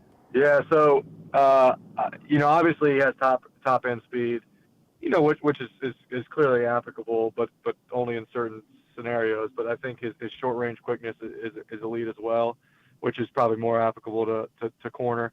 You know what I mean? And his ball skills. I mean, he could have gone Division I and played at any school he wanted to play receiver too. A lot of people don't know because like his senior year, we were very talented. We averaged over 40 points a game, so on and so forth. Lost in the semifinals, so we didn't really play Nate on offense until the playoffs. But the first round of the playoffs, first play of the game, he scores. We get a stop on defense. He takes a toss sweep to the house, which never happens, in high school football. He just outran everybody. And then we get a stop, second play of the game, he scores. And that was really like, kind of not the first time, but really kind of the first main time that he played offense. So fast forward to the second round of the playoffs, first play of the game, he scores again. And then he returned a punt for a touchdown later in the game. So just great ball skills. One thing I think, he could have been a kick returner. He could have been a receiver. Obviously, he made the right choice being a cornerback, but he can do a lot of things. I was going to ask you about that play, the famous play where he runs, he's like 5-6 yards behind the guy and then catches him. What does that say about, how does that translate into how he plays the game all the time? In other words, he really, truly plays to the whistle, doesn't he? Yeah, I mean, I think it's evident that, he cares immensely about his teammates. When he ran the 4-2, you could see all his Clemson teammates going crazy. Last night at the draft party, he had Clemson teammates there. He had high school teammates there. I was there. Dabo was there. Like, obviously he cares about his team, and I think that's just an effort thing. Obviously, being able to run 4-2 and things like that are great, but if you don't actually do it, then it doesn't help. So, but I think he cares about his teammates, and and I think that's pretty obvious that they care about him as well. We're chatting with Bobby May, of course, Nate Wiggins, high school coach at Westlake. You mentioned the weight room. There have been knocks about his not his height, of course, because the height is great. It's of course his size in terms of his build. What do you make of that? Why has it not mattered that he's been maybe a little bit slimmer than perhaps you'd want to see from an outside cornerback? Well, the first thing is obviously like he's a pretty naturally wiry kid, I guess would be the word. But okay.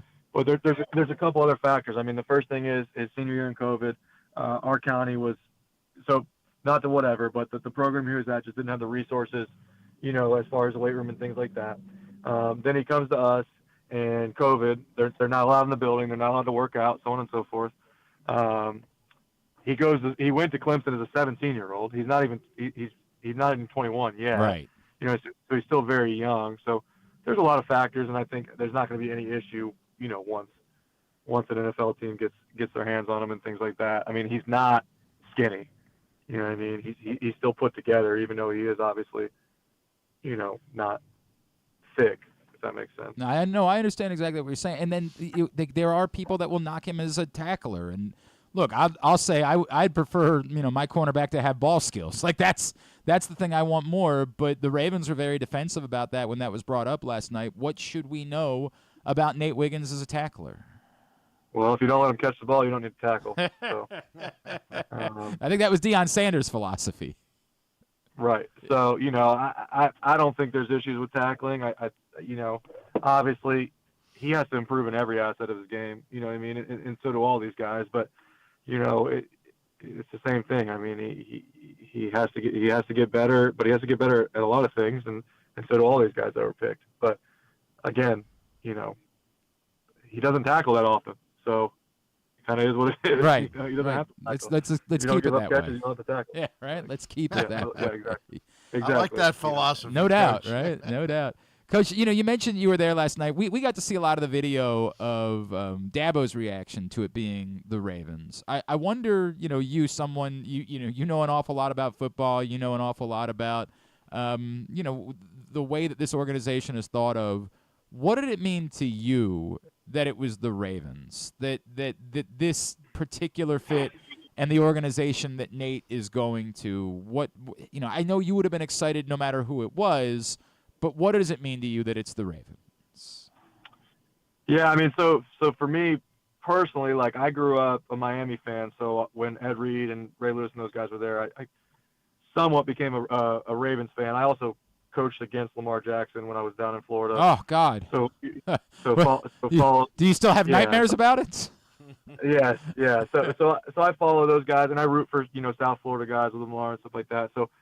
And obviously, like the history that they've had of success, and not only success, but success on the defense side of the ball, right. like I think it's a great fit for him. And that was one of the things, like, it gets a little nerve-wracking. You're at a draft party and stuff. Is he going to get picked? It was weird with the offense, the offensive streak. But, as you get later in the round, you get better teams and better organizations. And I think that's a great thing for him. And obviously a team who values defense and kind of has said all along, if he's there, they're taking him. So obviously, it's the guy they wanted. That was the conversations that were had before with the Ravens. Is, hey, if you're there, we're getting you. So I think it's great for him. And then personally, like I have some family in that area, so when I go see games, it'll be easy. So personally for me, I think it's awesome. I love that, and I think he was excited too.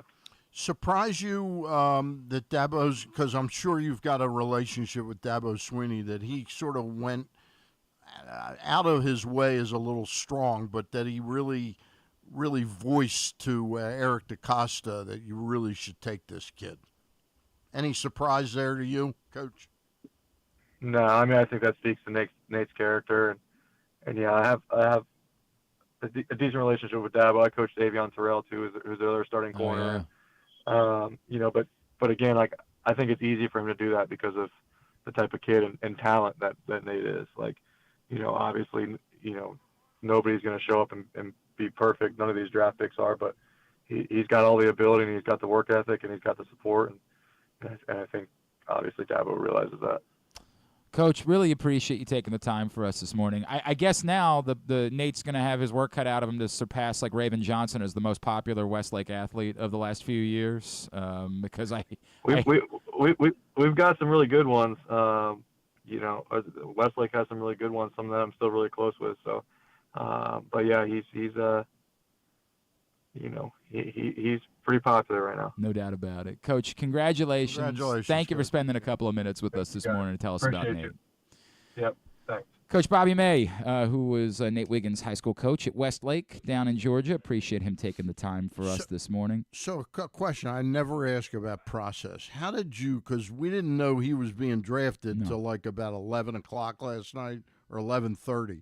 How did you end up getting him on so quickly? My reporter instincts. Like, this is the part. The nice thing about having had reporting in my background is that my instincts immediately are try to find an interesting angle. Try to find some. And look, truth be told, there weren't as many interesting angles as there are some. There's some years where, like, you immediately find a connection that, someone might have had with maybe a former Raven. But at what time did you get in touch with Coach May? I sent him a I followed him like 11:30 I followed him on Twitter at 12:03 a.m. At 12:05 a.m. he followed me back on Twitter. Okay. I just clicked follow because now you can't message someone on Twitter unless they follow you. Right. Which is annoying, but that's what it is, and I'm not gonna pay money for Twitter. I'm sorry, I'm just not gonna do it. But he saw the connection, a media person from Baltimore, and so he followed me back. They had a conversation. So at 12:05 a.m. or whatever it was, I just sent him a quick note, and then I asked Griffin what time we had available today, and. It was done. Good work. We try that every year, and again, I will be open, honest. This year, I wasn't able to find as many kind of interesting connections about Nate Wiggins. Some years, it's serendipitous, right? Like there was the year that the Ravens took Hollywood Brown, and we found out that it was Gus Johnson who had given him the nickname Hollywood. And I was like, oh, that's awesome. I love Gus Johnson. Like, let's call Gus. He's one of my favorite people on the planet. And so that was a fun conversation the next morning. Some years we've had, established connections with the prospect themselves. And obviously in the past, Patrick Queen and Rashad Bateman called in the morning. Marlon Humphrey called in the morning after the draft, and that was cool. I was obviously unfortunate. It was easier during the pandemic because they had no media obligations. Today, he's on a flight coming to Baltimore, getting ready for a press conference this afternoon, so it's a little bit more difficult in order to pull that off. But we just poke around for any perhaps interesting connections. For the record, we tried Dabo this morning. Never had any luck with Dabo. I'm just going to be as honest as I can. Never had any luck with Dabo. I'm not a big Dabo fan. Maybe he's aware of that. I don't know. That might be it. It's always Dabo's comments about NIL. I've talked to him about it. Oh, is this like a Tirico situation? Tirico very similar. Yeah. I wouldn't blame him. I'm not a Dabo guy. I thought it was chicken-esque the way that he talked about NIL and said, man, if that ever comes, I'll quit. Yeah? Yeah? Okay. Okay, Dabo. Still collecting. Can't help but notice. Can't help but notice. All that money that you were allowed to make when the players weren't allowed to make any money, you are still willing to take that money, even though the players are now allowed to make money too. Seems like maybe. All right, I don't want to do that. If Dabo wants to join us, you don't want to burn the bridge. Look, man, I would be happy to talk to Dabo Swinney about Nate Wiggins. I'm not really interested in Dabo Swinney's opinion about NIL because I think he's a coward when it comes to that conversation. I think he's a bully. I want to have all the power. I want to have all the control. I don't want anyone else to have any ounce of it. And so that's my opinion. But I would be happy to. I would like to talk to him. We reached out to Bobby May. I'd like to talk to anybody about Nate Wiggins that has something interesting to say because I want to get to know the guy. That's the part of me, Stan, that goes back to my days in reporting that I'm looking for an angle. I'm just looking for a story when it comes to Nate Wiggins. And, I thought that was a really funny anecdote from Bobby May about, like, looking at a sophomore tape and being like, well, I don't know about this guy. And then looking at him as junior. Holy shit. Right? Like, we got some other players. Holy shit always makes you laugh when you hear that. Don't know if this guy's going to be able to get on the field. Like, we'll take him. It's another body to have. Like, fine. And then all of a sudden, all right, somebody's going to have to lose their spot because this guy's going to be on the field. That's a funny anecdote, and I'm glad we were able to share that story today because I think people want to get to know Nate Wiggins a little bit more in Baltimore, and that's a fun thing that they learned about him is that from sophomore to junior year, he was a completely different player. Yeah. So I appreciate Bobby May taking the time for us, and we'll continue to dig around on apparently Ed Reed was very high on Nate Wiggins. Apparently, like during when Clemson played Miami last year, like he had a bunch of really glowing things to say about Nate Wiggins. So we'll ask Eunice if Ed Reed wants to come on and talk about him. It's interesting, not comparing baseball to football, but if you talk to people about Jackson Holliday, who ended up being drafted 1-1 by the Orioles, if you'd asked him a year before, he was like 14, 15, and he did the work going into his senior year. Right, correct. That's a great point. He was not thought of that way going into that year. By the way, speaking of connections, Eric Mac Lain, the former Clemson football player who's now an analyst for the ACC Network, is apparently going to join us here in 1 second to share a little bit more about Nate Wiggins. Griffin, can you pull up that play that Stan and I were talking about for anybody that hasn't seen it yet? Remind me real quick. It's the track down? Yeah, the track down and knocking out the phone.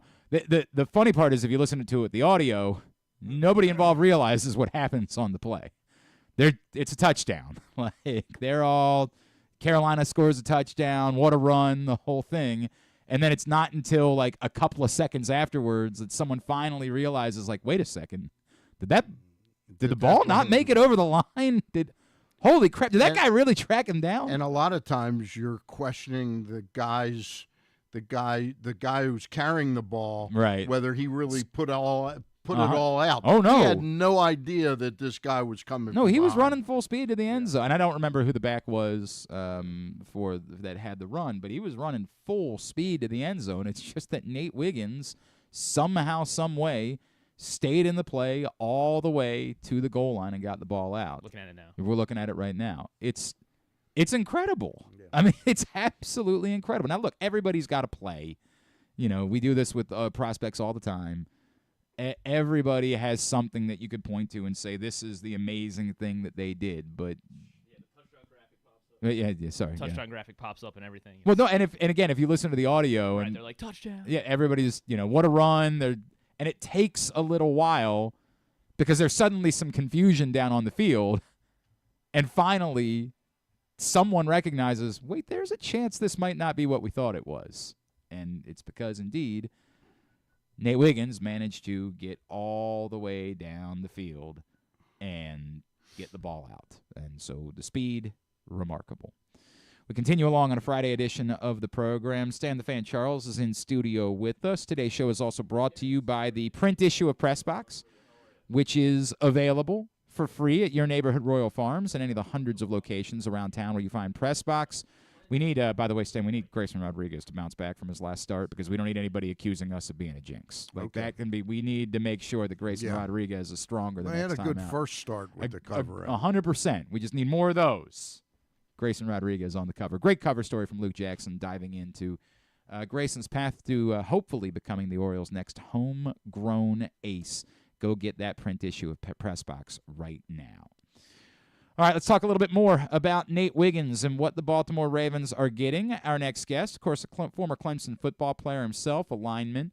Now with the ACC Network, it's a pleasure to welcome back to the program Eric Mac Lain, who's with us again on GCR. Eric, it's Glenn and Stan in Baltimore. Really appreciate taking the time for us. Thanks so much for doing this.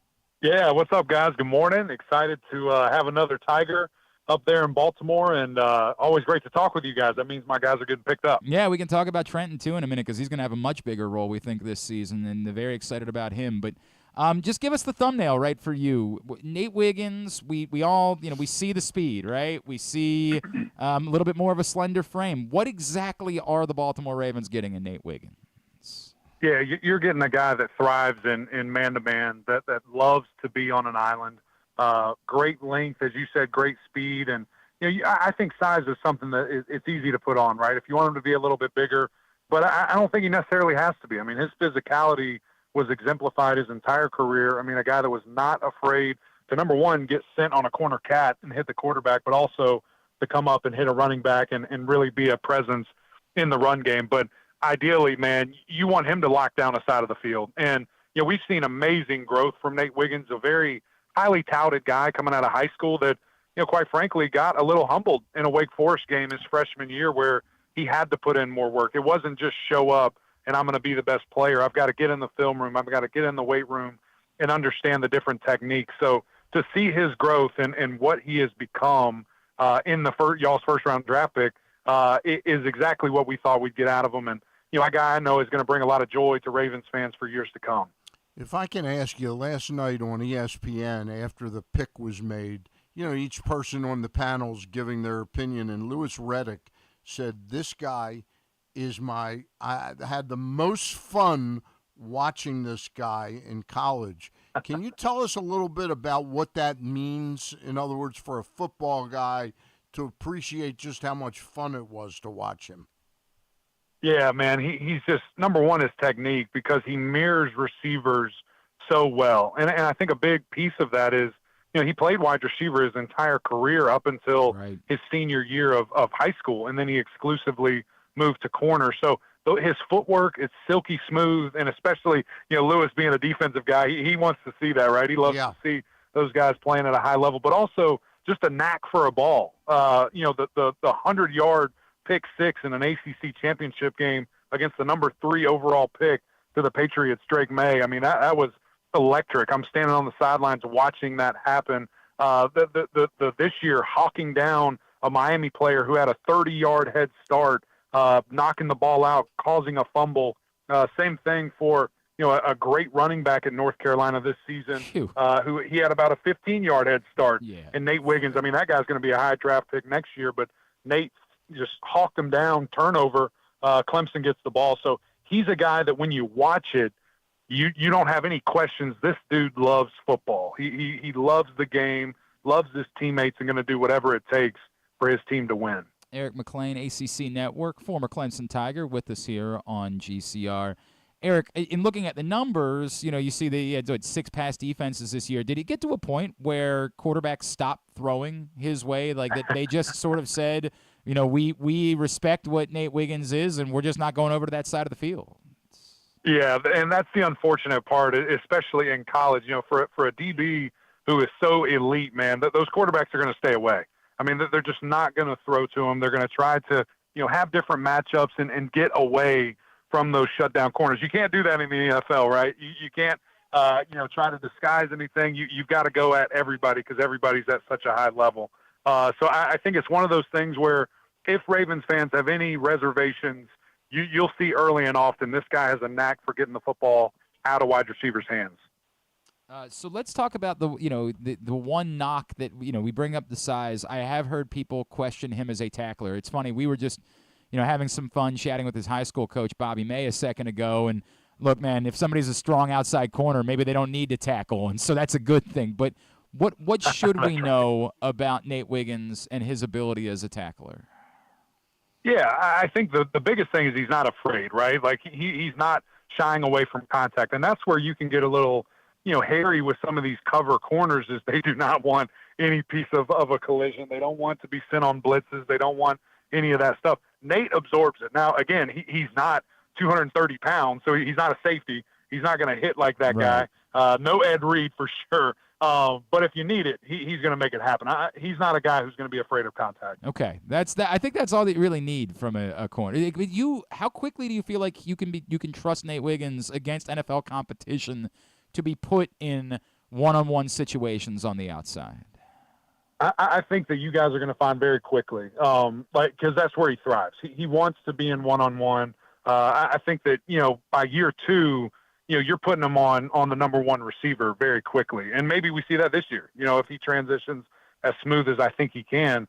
But it's just a guy that thrives in competition. He wants that action. He wants to be on the best.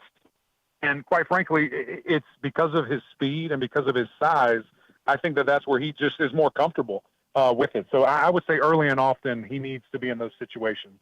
Hey, I'm asking you this last question, Eric, not trying to get some kind of dirt on Nate Wiggins. Just, do you know what type of kid he is? And maybe you have an anecdote about something that just says it, and demonstrates it. Yeah, I think, obviously off the field, a guy that was never in any type of trouble, was a leader by example, was a guy that came in, again, early where he was that big 5-star guy. And not that there was overconfidence, but he had that aura about him. And I think once he kind of figured out, hey, I can't just stay here, without putting in unbelievable work, that he took another step. A mindset changed. But he's a guy that's going to be active in the community, has a great foundation that he got involved with very early that, he tries to do a bunch of things for kids in the community. And I really think Baltimore is going to enjoy this young man, obviously on the field, but who he'll be for the community off it as well. Eric Mac Lain, we're talking at the top. The exciting part for Clemson fans in Baltimore is that Trenton Simpson looks like he's going to slide into a bigger role this season as well. We saw it a little bit at the end of the regular season. He looked really good in that Steelers game, but he didn't get to play a whole lot during the course of the year, as it looks like he's going to step up and, be next to Roquan Smith this year and kind of be tasked with replacing Patrick Queen. How ready do you feel like he is for that step up and what he's going to be asked of this season? Yeah, there was no question in my mind at all about Trenton and obviously his physical gifts, right? Like he's just a big, strong, fast guy who really thrives getting off and getting to the quarterback, being a pass rusher. Clemson tried to slide him inside kind of his last year there, and the production went down a little bit. And there was a little bit of a learning curve. I knew that would take time for him to adjust, to the NFL level. But once the know and the brain catches up with what the body can do, my goodness, you got an absolute weapon. So excited to see him in year 2. Anytime that you're able to do that and take a year to learn and get comfortable, that's great because we're not forcing guys into weird situations. You see it all the time. If we can be patient with quarterbacks, my gosh, the benefits that you can get there, but especially linebackers, defensive guys that are calling and setting a defense. I expect to see really big strides from him this second year. All right, who else you ready to send to us? Who else you got, Eric? Who else is you got? Hey, let me you got tell an you, offensive tackle for us? Man. Yeah. No offensive guys. We kept all them, so we're keeping all them back. But we got some D tackles, man, that they're going to make somebody real happy. There's some bad boys that are waiting to go. Hey, Eric, can I just ask you a basketball question real quick? Come on. Well, Clemson did pretty well this year. I mean, they beat Baylor, and then they beat Arizona. Yep. Was the fan base behind them? It's been a long time since a Clemson team has made a real run. Yeah, it's interesting, man, because obviously Clemson has had the same head coach for many years now. I think it's 14 years or 15 years. And, there hasn't been outlandish success like we just saw, which was amazing in the run that they made. So there was weird, kind of turmoil, I would say, between the fan base. But what heals everything? Winning. And those guys were jacked up. These fans, man, they were over the moon with the results that the Clemson basketball team showed this year. So they're losing a couple of key pieces. If they can hit that transfer portal, my goodness, you can reload a team quick. Ian Shepler's coming back. Who isn't losing players? It's everybody. No That's doubt. Everybody's losing and getting. Yep. Eric McLean, always appreciate it. No question. When you're winning, it's fun. Yeah. No doubt, man. We want some more winning in Baltimore, like winning an AFC championship game for a change. Eric, That's really right. appreciate you taking the time for us this morning, man. Know you're busy. Thank you for squeezing us in, and I would love to chat again with you soon, all right? No doubt. Appreciate you guys. Thank you always. Thank you, Eric. Eric McLean, ACC Network Analyst, former Clemson Tiger. Appreciate him spending a couple of minutes with us this morning. Still to come this morning, we are going to talk Dallas Braden about Orioles-Athletics this weekend. And you got This Week in the Rest of Baseball prepared? All right, we got that as well. Still lots to do. Stan's here. It's a Friday edition of GCR. Hey Birdland, celebrate Orioles manager Brandon Hyde on Saturday, April 27th. Watch the Orioles take on the Oakland Athletics at 4:05. Be one of the first 20,000 fans 15 and over and receive an exclusive Brandon Hyde 2023 AL Manager of the Year bobblehead. Come out early. Gates will open 2 hours prior to the first pitch for Early Bird Saturdays with happy hour, live music, and more. Join in on honoring the O's skipper and buy your tickets today at Orioles.com/tickets.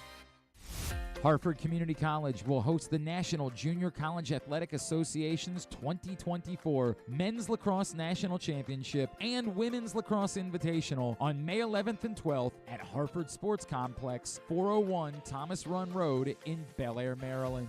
The semifinals on May 11th include the Women's Invitational, with the Women's North A representative playing the Mid-Atlantic B representative at 10 a.m., and the Women's North B representative facing off against the Mid-Atlantic A representative at 12:30 p.m.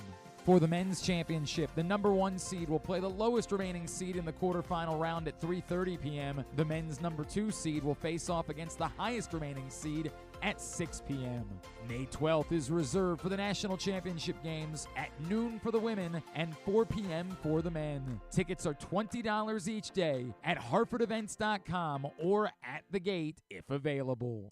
The ultimate fan experience awaits you at Sports and Social Maryland. See how we're raising the sports bar with our massive 100-foot media wall featuring 40 HD TVs and a 47-foot big screen. Bet on your favorite teams and this year's biggest events at the FanDuel Sportsbook while enjoying your favorite beers and cocktails, plus our delicious takes on bar food classics. Visit Sports and Social at Live Casino and Hotel Maryland at Arundel Mills. Must be 21. Gambling problem? Call 1-800-GAMBLER. Hungry? With 7 locations throughout Maryland, Glory Days Grill is always right around the corner. They have wings, burgers, salads, sandwiches, and drinks to satisfy everyone, as well as tons of televisions and sound delivered right to your phone. Glory Days is the best place to watch football or whatever your favorite sport is. While you're there, be sure to check out Goose Flights Lager, named in honor of legendary Raven Tony Goose Siragusa. $2 of every can is donated to the Goose Flights Foundation. Glory Days Grill, great food, good sports. Oh, honey, we better stop for gas soon. Let's pull into that Royal Farms. Ugh, gas is so expensive. Nope, it'll be cheaper than you think.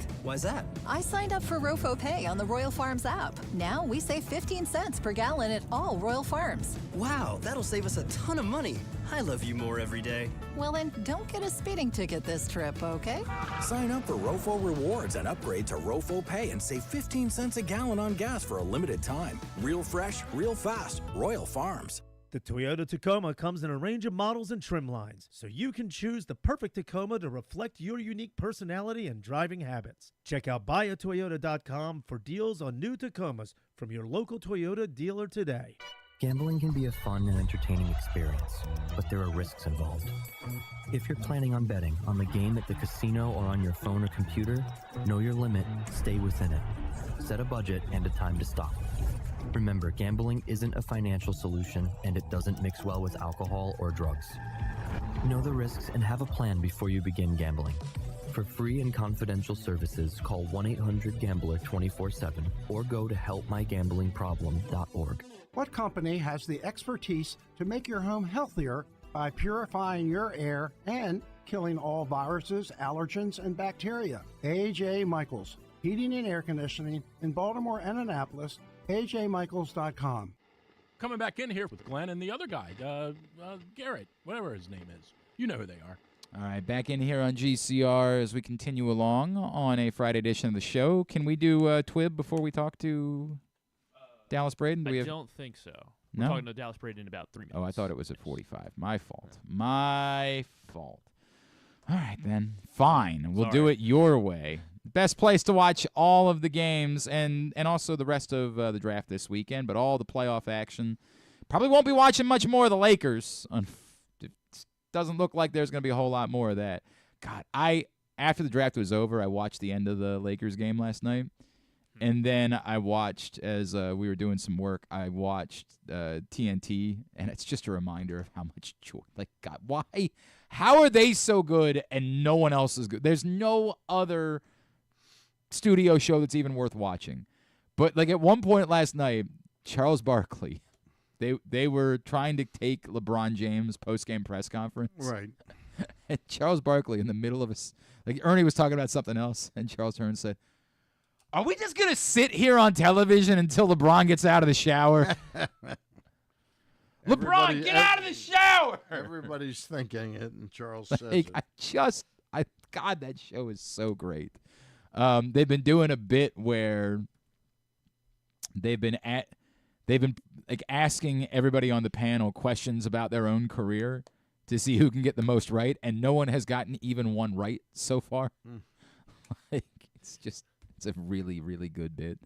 It's so funny when I flip on something and I got the NHL post-game show, and I guess they think that all we have to do is put X players there. Right. There's just no chemistry Ernie creates. ESPN's NBA coverage is abysmal. I mean, it is awful. Is that the one with Wilbon and Stephen A. Smith? That's what they think they can counter inside the NBA with, is two guys that never played, basketball, and then we'll throw Kendrick Perkins in there or something like that.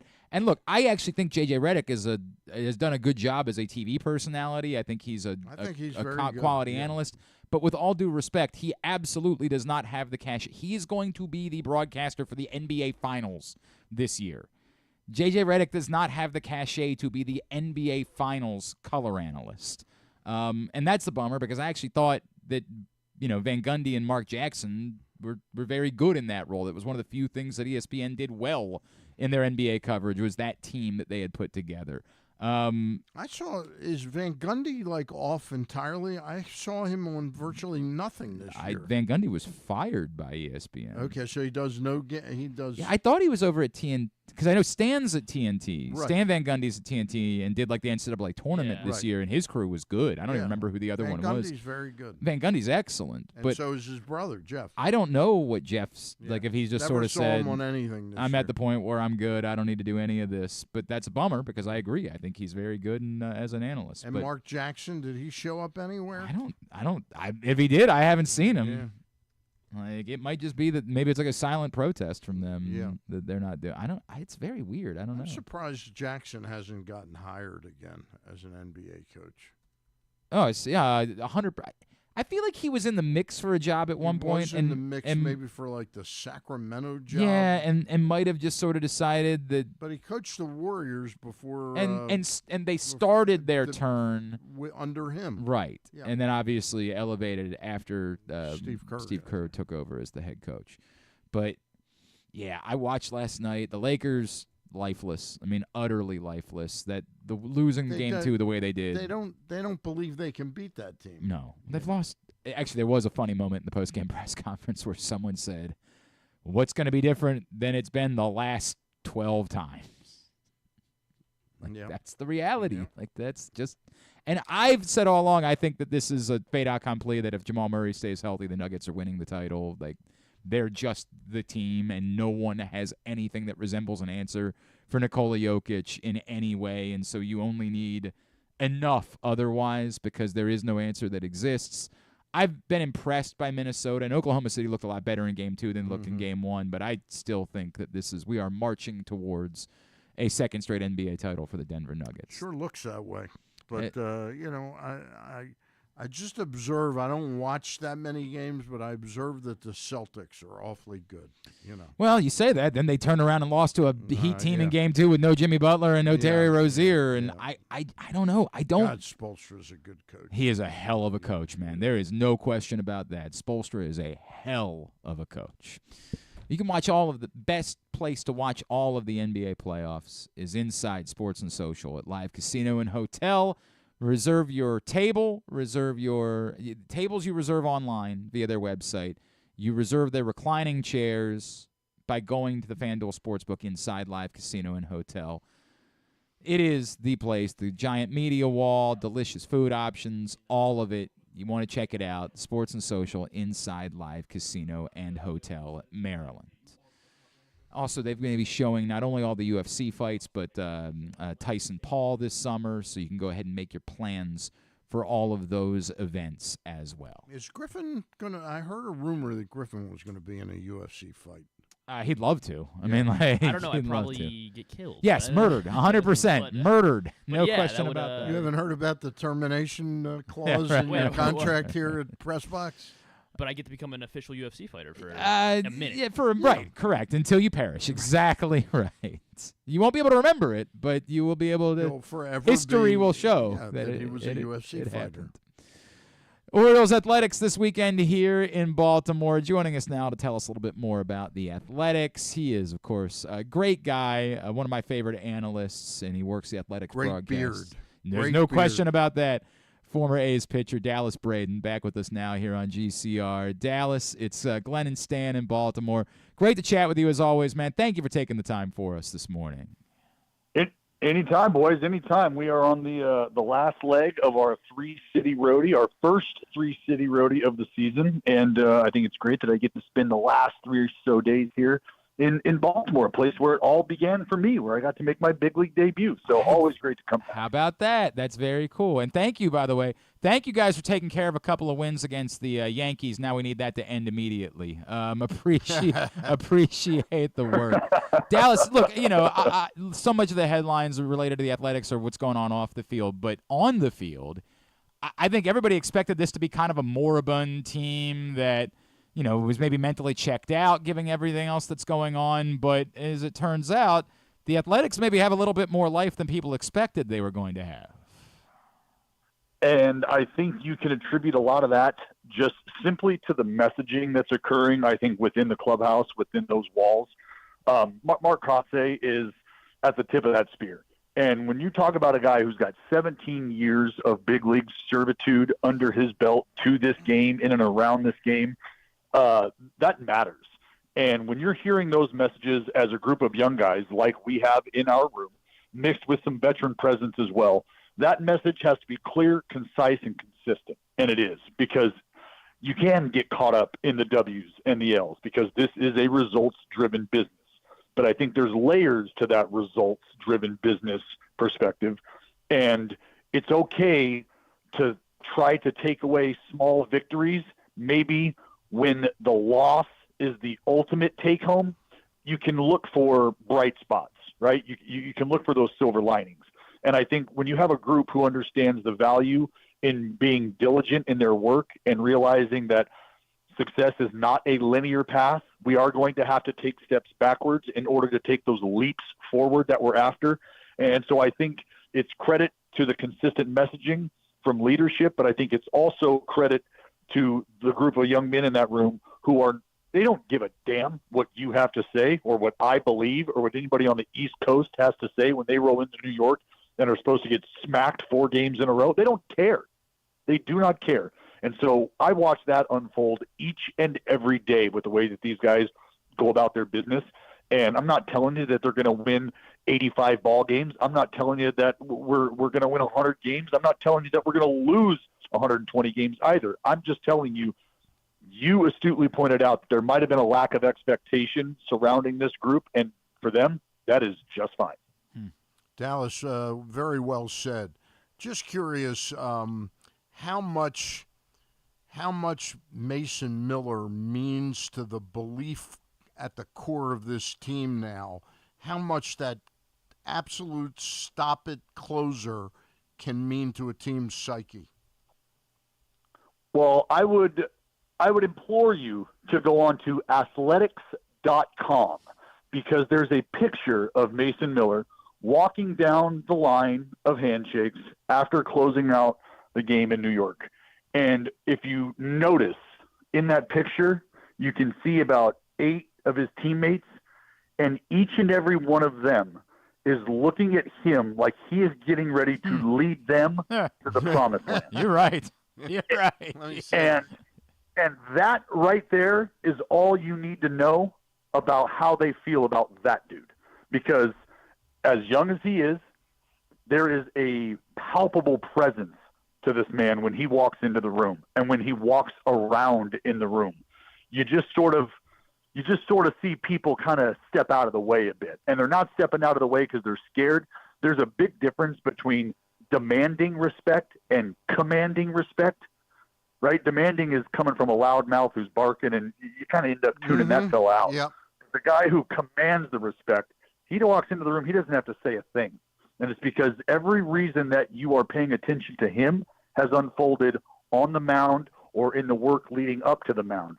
So you watch what he's all about, you watch how he goes about it, and you realize this is somebody he's what I call a tide. He's what I call a lighthouse, for just a couple of sea references, right? What the tides ebb and flow. But ultimately, we want to be a part of that tide that raises everybody else's boat. He's that guy. When we talk about a lighthouse, we usually talk about veteran presence in the room because when things get a little stormy, when you're trying to figure out what direction to head, you need that lighthouse in the room to point you in the right direction, the beacon of hope that your teammates can look to in a time of need. He's already starting to develop and become that type of individual, which is really crazy to think about because he's at the back end of a ball game, which means you're pretty much going to need 24, 25 other guys to have put their work in before he can go and do his job. And typically that role is reserved for a middle-of-the-order bat, somebody who's in the lineup every day, or maybe your ace. And so for this to start to develop and turn into what it is turning into this early in his career, this early in our season, I think it's a huge benefit for everybody involved. And I think it's showing. And again, I will reference that picture because I'm going to post that picture as soon as we're done. Just because I've been staring at it all night long. No, it's really cool. Dallas Braden is with us here on GCR. Dallas, I feel like we're getting to a weird place with Mason Miller where, like, people are going to want to come to ballparks to see him despite the fact that they definitely don't want their team to be in a position where they're going to end up seeing him. Like, it's this bizarre conundrum. Can you put into context, because we've seen good closers here in Baltimore, obviously a year ago, Felix Bautista was a revelation, but the uniqueness of what he's presenting, can you give us context for how truly compelling this is, and how every night on Twitter it's turning into, if Mason Miller gets into a game and you like baseball, you have to stop what you're doing and pay attention. And I can tell you firsthand, A's fans, and this is tongue-in-cheek, but A's fans are not happy with me about it sometimes, because I'm the one tweeting out, it's Miller time, and I do a podcast. If you haven't listened to, please do. Baseball is Dead, presented by Underdog. Yeah. Appreciate him. Yeah. But we talked about it, and I text our group every time I see him start to move around in the bullpen. All I text is, he's up, and they know the deal. They know what's coming, and they have demanded that I do that every single time I see him out in the bullpen moving around, because they want to know, and everybody wants to know. I get tweets and text messages. Man, can't wait for Mason Miller to warm up. But I also hate the fact that means you can just go ahead and book 10 to 12 points on against my fantasy team, because he's going to come in and lock the save down, punch 3 guys out. It's going to be a done deal. But his presence, I think, is what you take away. And you can see a guy out there really understanding why he is as powerful and as dominant as he is, which in my opinion is rare early on, because I think you got guys with his capability and his skill set that, for more or less, they go out there and they just outstuff their opponent. They're not really sure why they're getting the results they're getting sometimes. They just know they're really good.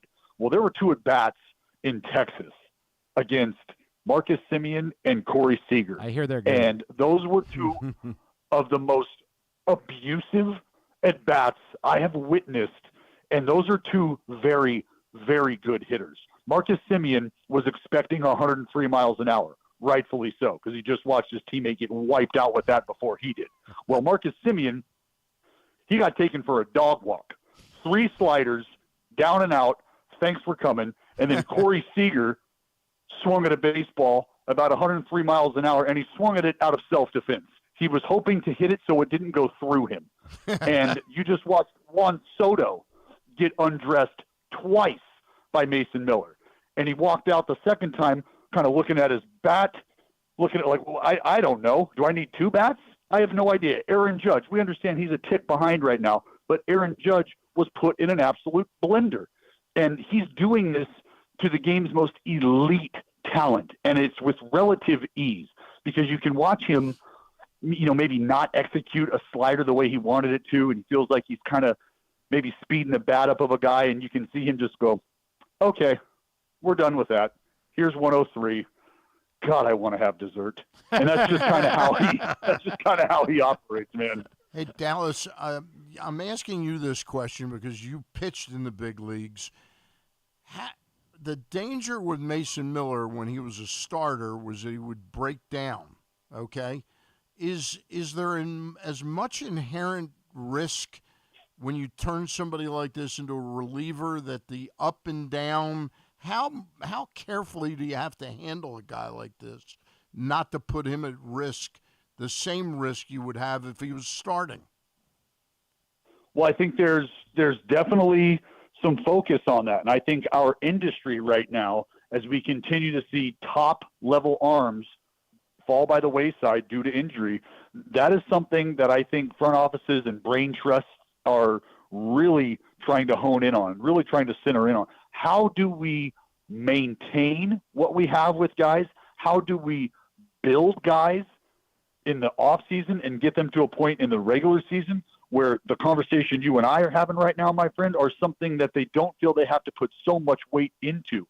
But when you think about being able to maximize a guy's stuff, a lot of people take a guy and pull him from the rotation, throw him in the bullpen, and feel like this is how that happens. Everything's going to be great. Now we can avoid, injury. And that's just not the reality of the situation. Yeah. So you do have to start to take note of workload.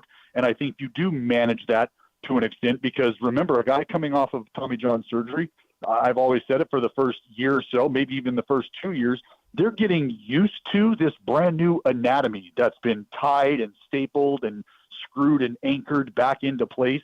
And there's going to be some rust that you got to knock off to get there. And while that might be able to happen at the big league level, if that's going to happen, you do have to put a microscope on it. You do have to put a magnifying glass on it and pay a little more attention to how you're handling that, to how you're deploying that. So if that's a matter of built-in rest days, if that's a matter of protocol that says this individual can't throw more than this many pitches, or it's not back-to-back days, whatever it may be. So for him specifically, coming out of that starting role and turning into the absolute soul snatcher that he is now at the back end of the bullpen, you're going to make sure that he, more times than not, is as fresh and ready to go for you because of what he's capable of. Man, we could do this for an hour today, Dallas Braden, and I would still be compelled by it. Let me touch on a couple of things. So it's not just Mason Miller that's pitching, and two of the guys that are going this weekend in Baltimore obviously have been off to great starts, both Blackburn and Sears. How relevant has that been? I know the bats haven't fully come around yet for the Athletics, but how dangerous could it be for the Orioles, as good as they are and as much as we hit here in Baltimore? How dangerous could it be facing those couple of dudes this weekend? Well, I mean, those are a couple of buzzsaws that I think you might not see coming, and it's because they're not top billing when it comes to stuff, right? It's not 97 that's jumping off the page at you. Maybe some of the punch-out numbers and the wipeout isn't what's grabbing your attention, and I think a lot of it also has to do with some of the narratives surrounding the organization. We're also out there on the West Coast, where I know a lot of you guys over here forget that we play baseball out on the West Coast, but we play it pretty well at times. And I think you're going to get a good look at that. But in those two individuals, I think those are a couple of guys who have benefited from the arrival of a couple other guys. And I've talked about Alex Wood and Ross Stripling and what having a couple of veterans come in can do for young guys who, frankly, in Paul Blackburn, who's the elder statesman as far as time accrued here in the green and gold, but not as far as big league time goes.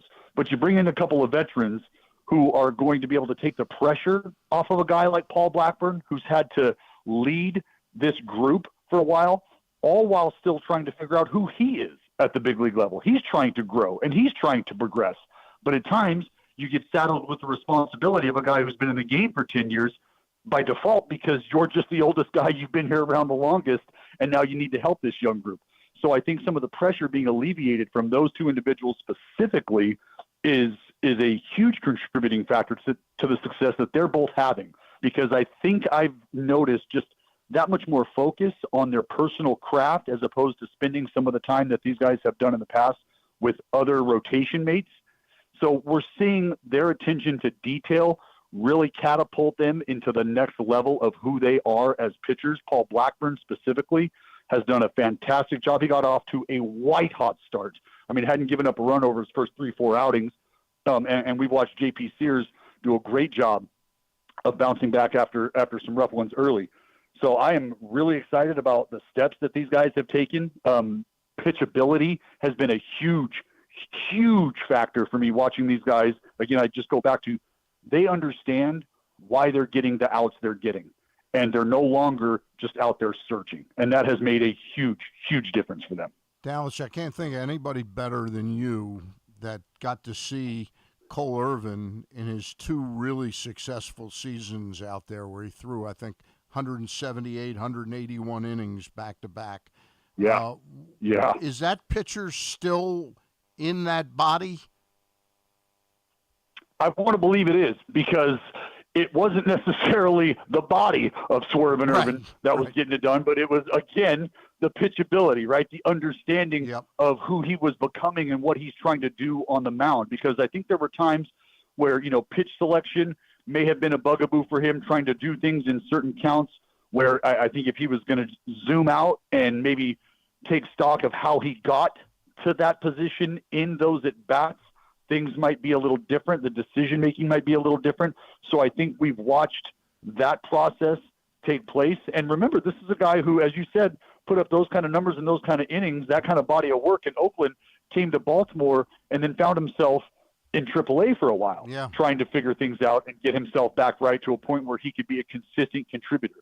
And so watching the way that Cole Irvin, in my opinion, when he was with us, was fearless in attacking the strike zone, down the stretch with us. I think if he can get back to doing that and get back to believing that his stuff can get outs, then you're going to have I mean, because he's very, very competitive, a very competitive dude.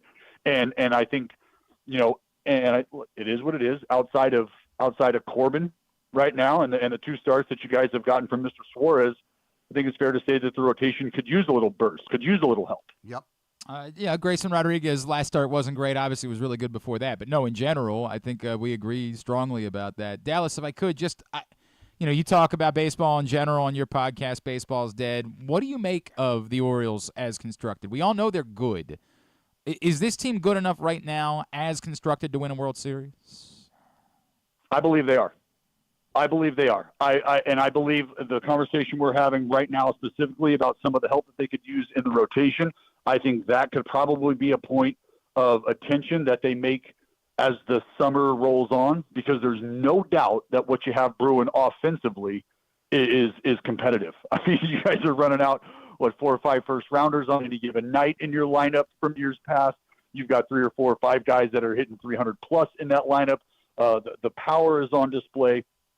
So if it's a matter of keeping the opponent off the scoreboard a little more than you're putting the runs up on the scoreboard, I think that's where they're going to pay attention, as I said, as the summer rolls on and the division starts to shake itself out, if you will. But there's nothing that says that this team cannot be competitive with some of the clubs that I think people had pegged to run deep into this postseason. Dallas, last question for you. It's a really off-the-wall question, but I'm a keen observer of the Oakland A's, have been for years.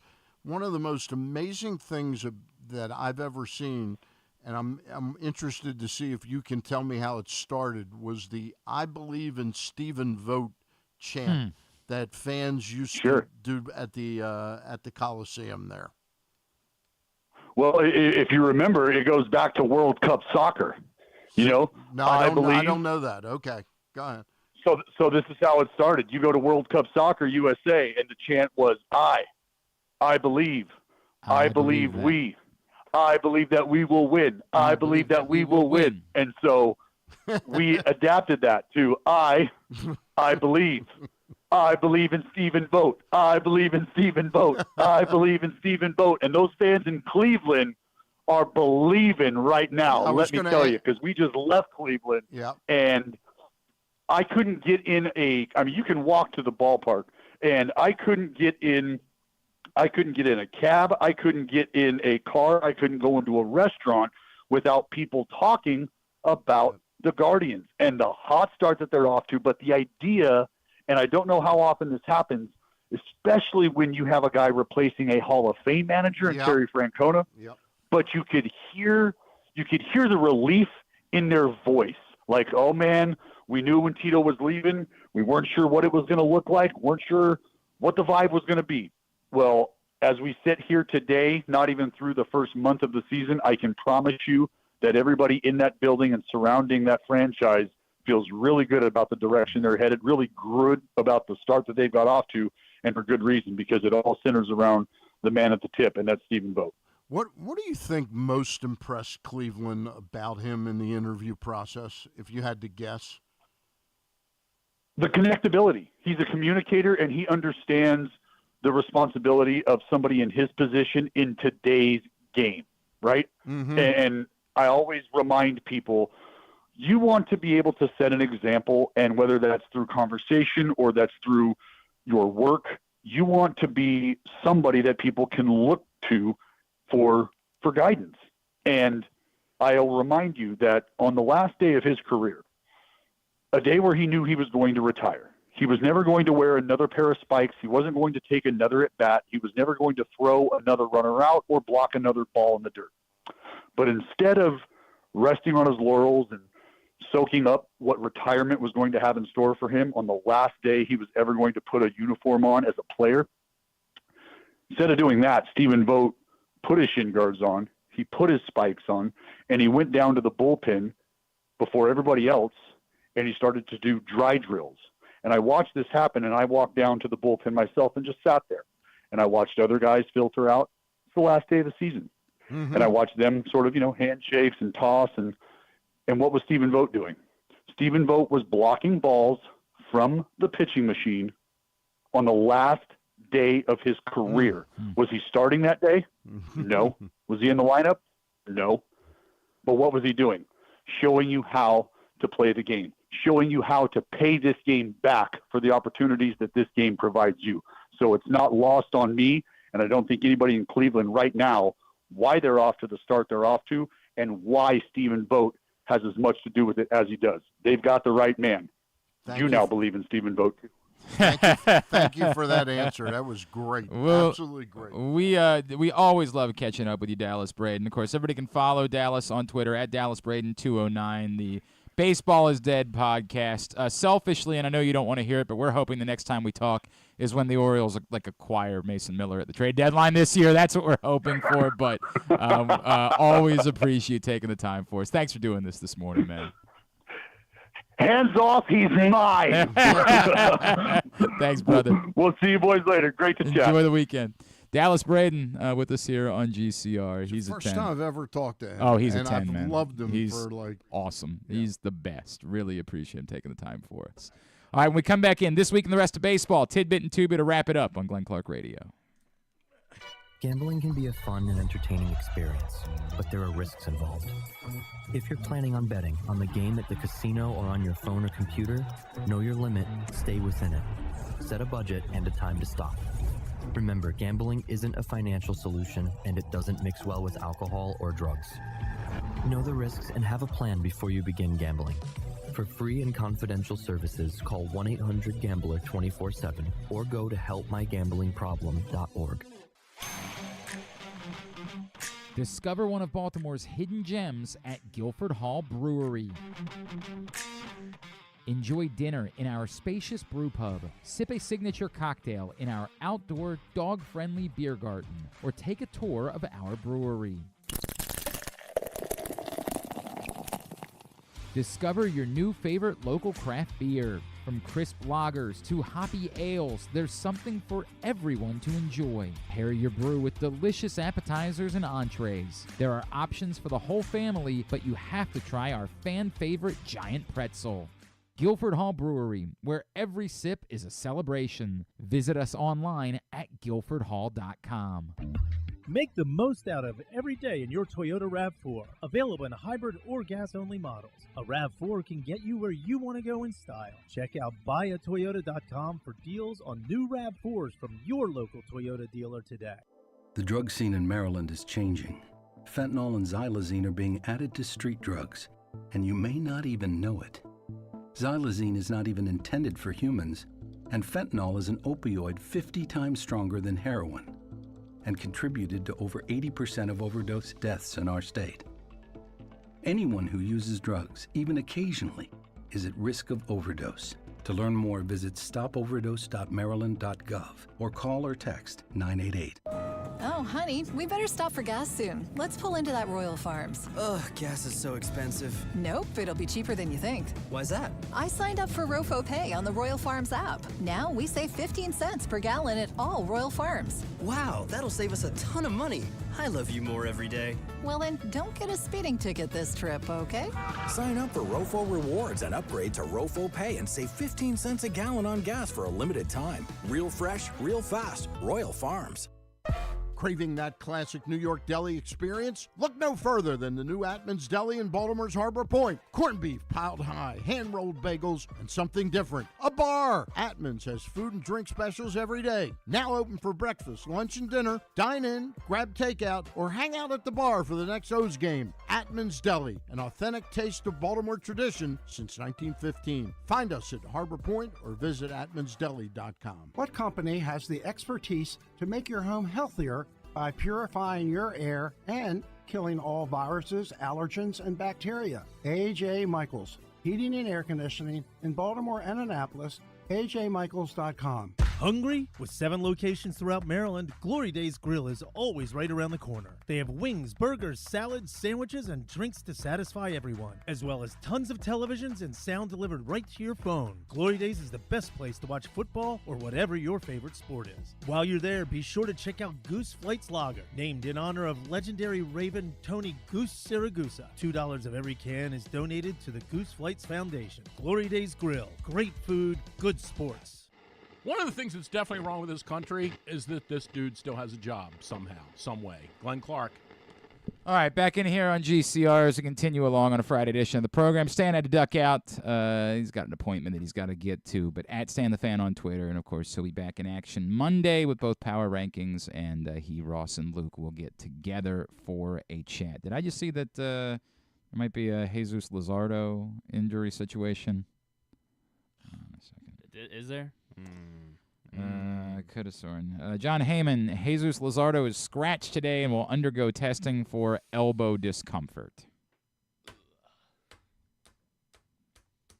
Luzardo. Yeah.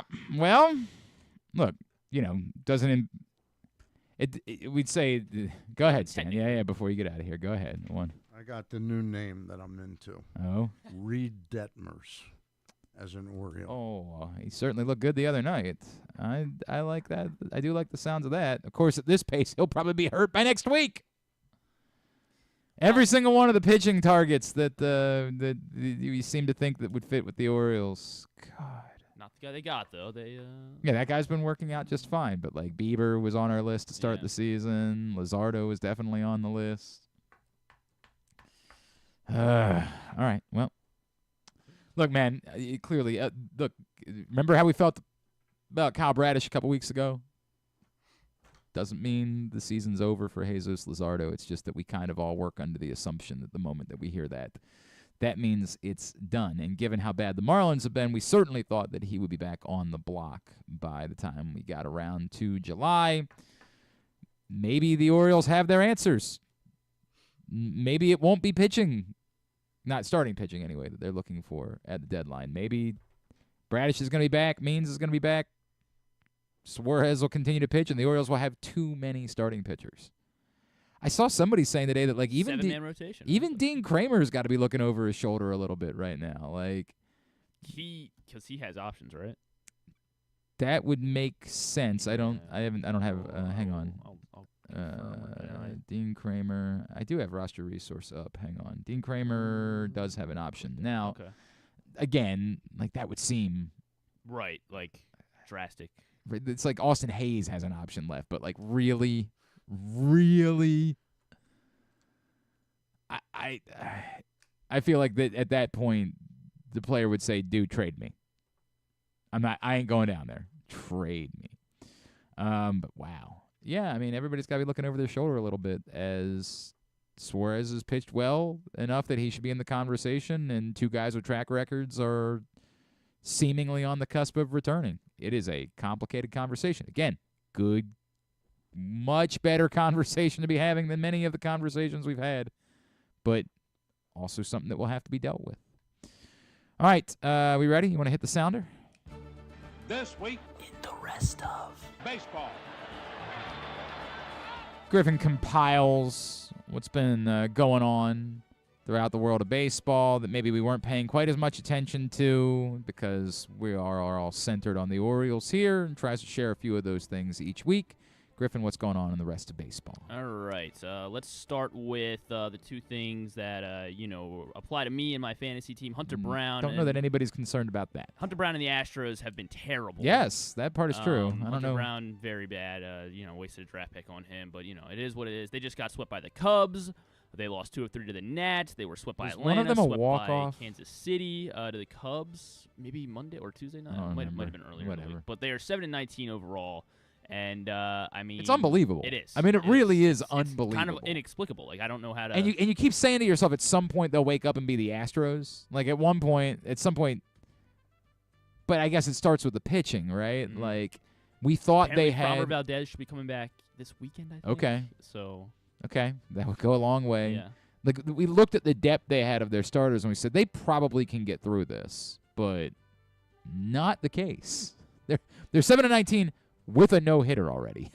Like, that got them 1 win. Yes. 1 of their 7. Also, C.J. Abrams, who I was talking with Ben Hall over at the Fan. Like we were very high on C.J. Abrams' stolen bases this he's year. a stud. So I liked him to get 40 stolen bases. That was one of the bets I put at the beginning of the season. Okay. I should have been betting him to hit 40 home runs, Yeah. not stolen bases, because he is off to a tear. I think he has like 6 or 7 homers now already, and he only has like 4 stolen bases.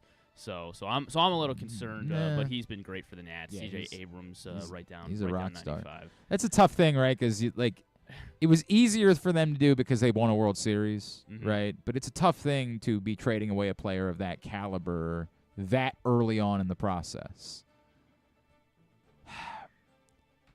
They did really well in the deal, it looks like. They accepted what they were, and you can start to see now. It's not just Abrams, but they have other young. I know Lane Thomas just went on the DL this week. It shouldn't be long. But who's the other guy? The guy that I keep wanting to say Holcomb, but it's not Holcomb. It's Lipscomb. Lipscomb, thank you. I don't know why I'm obsessed with saying Holcomb. I don't know where that came from. There was a girl that I liked when I was younger whose last name was Holcomb, so maybe that has something to do with it. This is a long. It was awkward because she was Eric Holcomb is the governor of Indiana. No, that's not who I'm thinking of. It's definitely this girl who I might have kept like Facebook stalking for years afterwards. I maybe should stop talking. Like I should maybe stop talking about. All this. right, let's talk no, about. I didn't stalk her, but like she would still post pictures, and I'd be like, the one. And in like my mind, she was the one that got away. No. She was the one that never was. Like there was never. In fact, she was the friend of another girl that I had dated. It probably was never going to happen, but she was lovely. Lovely young lady. This guy's been lovely for the Angels, but they don't have any playoff wins to show for it. Mike Trout hit a leadoff homer against the Orioles that was Tuesday. That was his first leadoff homer in almost 12 years. It had been 11 years and 208 days since his last leadoff home run on September 28th of 2012. It is the second longest span between consecutive, leadoff homers in MLB history, behind only this guy, who hit a leadoff homer on July 10th, This is the problem. 1993. It's got to be somebody who doesn't hit leadoff much. July 10th, 1993, in not again Seattle, and then in San Francisco in 2006. Seattle and San Francisco. 93 with Seattle. 06 with San Francisco. Royce Clayton. Omar Vizquel. Oh, okay. All right. That was. I'm a little surprised he didn't hit leadoff more. I mean, he didn't hit a lot of home runs, so maybe he was hitting leadoff a little bit more frequently. 12 years, 286 days. Was Okay. The difference there. It is also now. I got a whole list of Mike Trout stuff because it seems like he's back, but the Angels still aren't winning games. Right. Third time that Mike Trout has had 10 homers in the first 25 games of the season. He is tied. That is tied for the most seasons that a player has had 10 homers in their first 25 games. 3 other players. How many times is it? This is the third time Trout has done it. So 3 other players have done it 3 times. Barry Bonds. Homers, correct. A-Rod. Not A-Rod. Babe Ruth. Why did Barry Bonds have to? Yeah, Sammy Sosa, Mark McGwire. Mark McGwire, Okay. Barry Bonds, and Gary Sheffield. Okay. Gary Sheffield. Sure. Also, the second time that Trout has had 10 homers and 5 stolen bases. There's only one other player to do this twice. Barry Bonds. In their first 25 games. Not Barry Bonds. I don't know. Just tell me. Reggie Jackson. Oh, okay. Yeah. All So right. Mike Trout off to a crazy start. Angels still aren't winning baseball No. games though. Well, So- not consistently, but they got Maybe robbed. that's not the really other news, night, I in guess. fairness. The other afternoon, they got Yes, it that was is stolen away from them. Yeah, well, so. Kimbrel was going to strike out Neto anyway. Probably. Would have brought Trout to the plate if Neto found a way to get on though, so that would have been interesting. Would have been interesting. Of course, Trout was at the plate on Monday night. And That's didn't, true. you That's know. true. But do you think Kimbrel? He just owns. He owns Yeah, he Mike owns- Trout. he owns That's what it Mike is. Trout. Ohtani is still mashing. He hit the hardest hit ball of 2024 against the Nats the other night. That was 118 plus off the bat, 450 feet, and he made it look pretty effortless. He's already won 2 MVPs, and he's off to his best starts through 26 Offensively, games. of Offensively, course, as a hitter.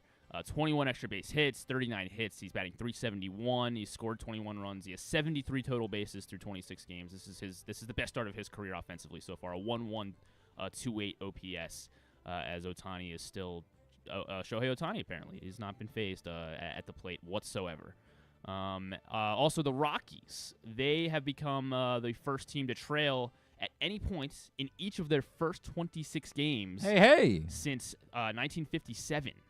History. When the Washington Senators trailed in their first 32 games. Congratulations, everybody. You did it. Well, they're still You chasing did it. the Senators. Well, you're going to do it. Yeah. The Rockies have trailed every. I mean, that's kind of. kind of must-watch baseball at this point. Like, are the Rockies gonna?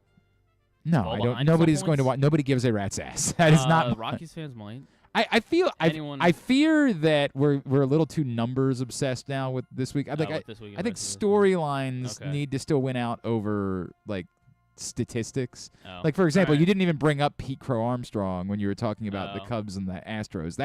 That's a storyline that matters. A top prospect that got called up that is relevant, that might be a star. Like we gotta make sure that we're not getting. I know that you have all these numbers because you're doing tidbit all week and they're fine, but we do tidbit. We just need the storylines, the things that we need to focus on the most for this week and the rest of baseball. Yeah, then Pete Crow Armstrong. That is a fun story for. Significant, yes. A very significant, one of the top prospects in baseball.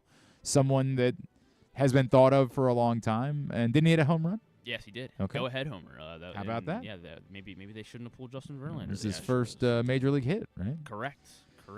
Justin Verlander, maybe the prophecy will become fulfilled, that a year later Justin Verlander will end up being an Oriole. We'll get him at 41. I mean, if he pitches well, I don't give a rat's ass. I'm not. He's here for a good time, not for a long time. Although I do think the Orioles should be trying to acquire somebody with. The next two I have are kind of still numbers based, but the D-backs, I thought that this was they're 12-14 overall. Okay. But they have the second best run differential in the National League. They're plus that's a strange anomaly. 35 after they had another 14-1 win. They've had 3 wins by 13 plus runs this season, which is tied for the first most. There are 2 other teams that have had 3 13-run wins in the first quarter, first 25 games. I don't know. 1921 Cleveland, 1993 Tigers. How about that? And then the Guardians, who we did just talk about with Dallas Braden, led by Stephen Vogt. They're the number 1 team in the American League. And, it's kind of we didn't really. Not at all. No insult. I mean, no, like what we thought was that the AL Central was going to be a crapshoot. We thought that Cleveland had as good of a chance as anyone did. Mm-hmm. But, no, we did not see this at all. No chance. Now, it's not like they don't have pieces, right? Like J-Ram and Jimenez. Grand slam yesterday in a 10-pitch at-bat. It's dope. That's cool. That's cool. That's the 4th time he's hit a home run. Dude, after something like that happens, I don't know who the pitcher was, but I feel like I'd just be like, bro, please take me out. Like, please. Don't make me throw another pitch. Maybe give me the weekend off. Let me reset everything. It was Anderson from Boston. I don't even know who that is. Yeah. Dude, just give me. Come on, man. You're not gonna make me throw another pitch, right?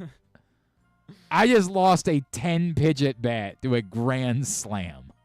Come on, bro. It's the 4th time J-Rom has hit a home run in a 10-pitch at bat in his career. There are 3 guys that have hit For more God's homers. don't. We're doing in the pitch tracking era, so since 1988.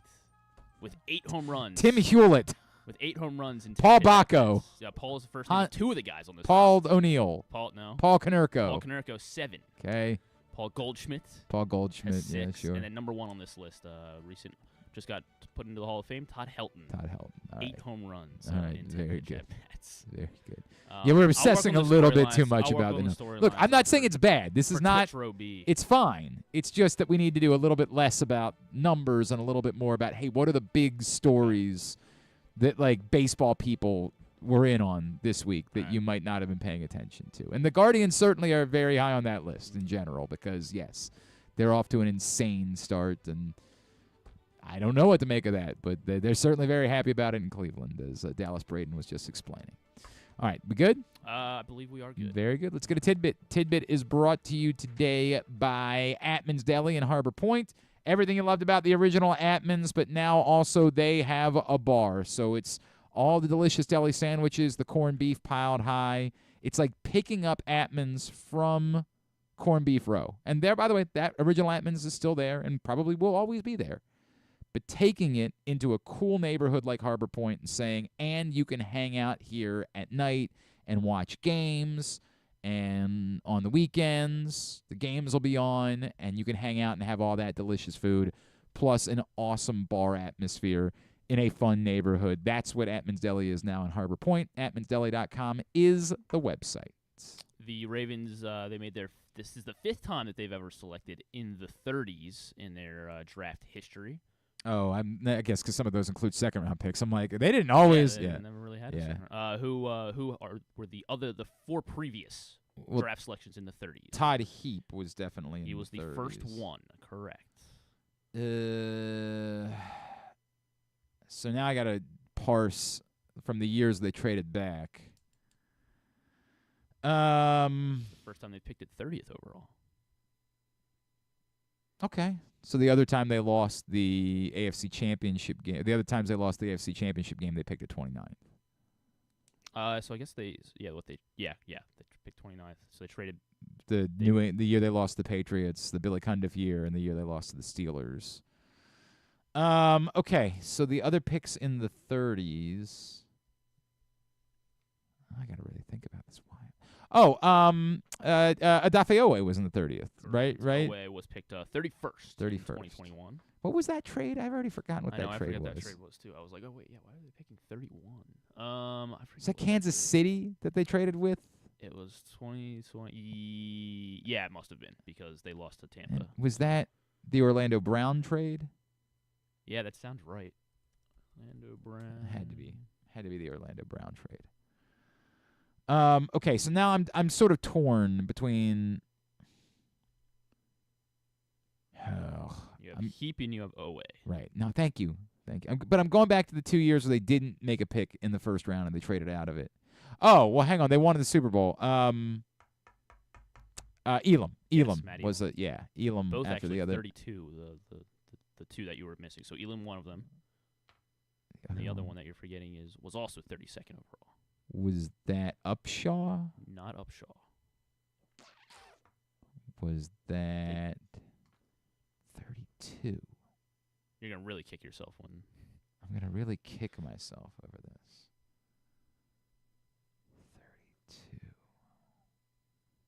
32.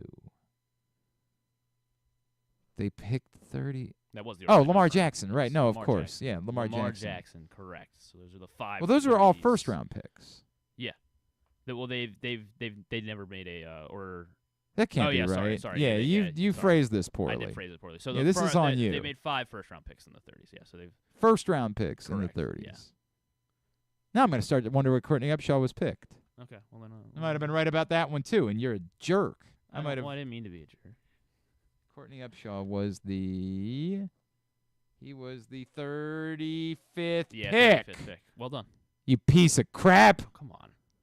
And I'm going to guess some of those years they had early picks are in the draft. They also had picks in the 30s. A-hole trying to make me gaslighting me over there. Well, I was still giving it to you. They were all 30. I was basically. Well, you weren't. You said I was wrong. You're a liar.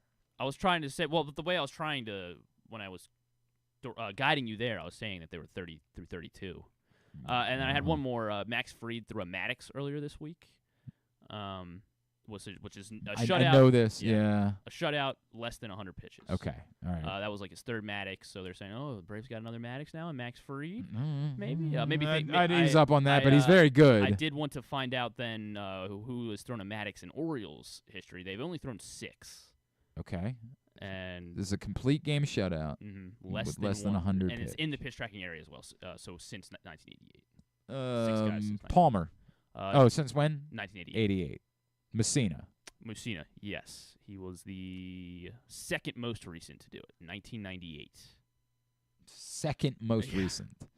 Yikes. Well, I mean, but Bedard never went 9 innings. Not Bedard. Who else has gone? He's even thrown a complete game since then. Means when he threw the. How many pitches did Means need? I mean, it was clearly over 100. Jesus. Tillman? Guthrie? I mean, we could be here a while. The most recent to do it was 2001. Oh, God. I mean, and it wasn't Mussina. Yeah, Mussina was the second most recent in 98, using 93 pitches. This guy needed 92 in 01. Who else was an Oriole in 01? The only thing you remember about 01 is it was Cal Ripken's final season. Yeah. Who else was an 01 Oriole? Jesus. It was before Kevin Millwood, right? Yeah, before Millwood. Is that Pat Henkin? Mm-mm. Was it?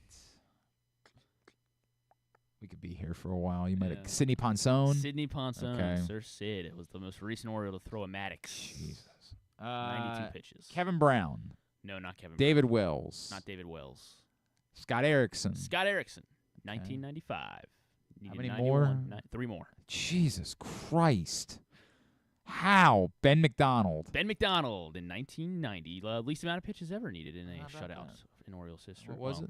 Not 86 pitches. In this era. Yeah, in this pitch tracking era. Okay, how many more did you say there were? 2 more. 2 more? This guy must have been, he was still probably old at this point, but it was very early in his career. Very early. Wait, what? You said it was very early in his career, but he must have been old? Yeah, because he's 61 now, but he pitched in the big leagues 2012. That was Jamie Moyer? Jamie Moyer. Yeah. Okay. In where did it go? 1993. Okay. The Ray Maddox for the Okay. Orioles. And who's the other one? The first Oriole to do this in 1990. Actually, they did it like a week and a half before Ben McDonald did. 95 pitches. I'm trying to think of a hint. Pete Harnish. Not Pete Harnish. Kurt Schilling. Not Kurt Schilling. I'm trying to think of any way. He went to Cleveland and then Kansas City and then Seattle after Baltimore, leaving Baltimore in 92. 92 was the final season. Malacky? Bob Malacky. 1990. All right. 95 pitches. At one point, they were trying to suggest there was a 3Ms thing with Messina, McDonald, and Malacky. Like, that's the only reason I really remember Bob Malacky is that, like, they did try to push that in marketing. Like, the 3Ms. And Bob Malacky was very much the third. And, frankly, Ben McDonald, who we love, was very much trying to put any of them in Mike Messina's airspace was not correct.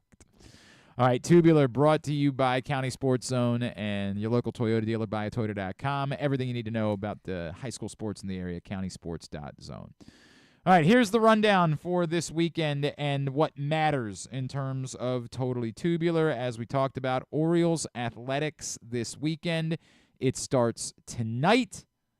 Who's calling me? Who's a 901 area code? What do they want from me? Orioles-Athletics tonight, 7. Is it a 7 o'clock game or is it a 6-4? What time is the game tonight? Should be 7 o'clock, right? It's only for the midweek games that are at 6. So it's Memphis is 901. Maybe it's I don't know who would be calling me. Penny Hardaway. Probably not. Actually, know a You girl don't think that so? lives in Memphis. Maybe it's her.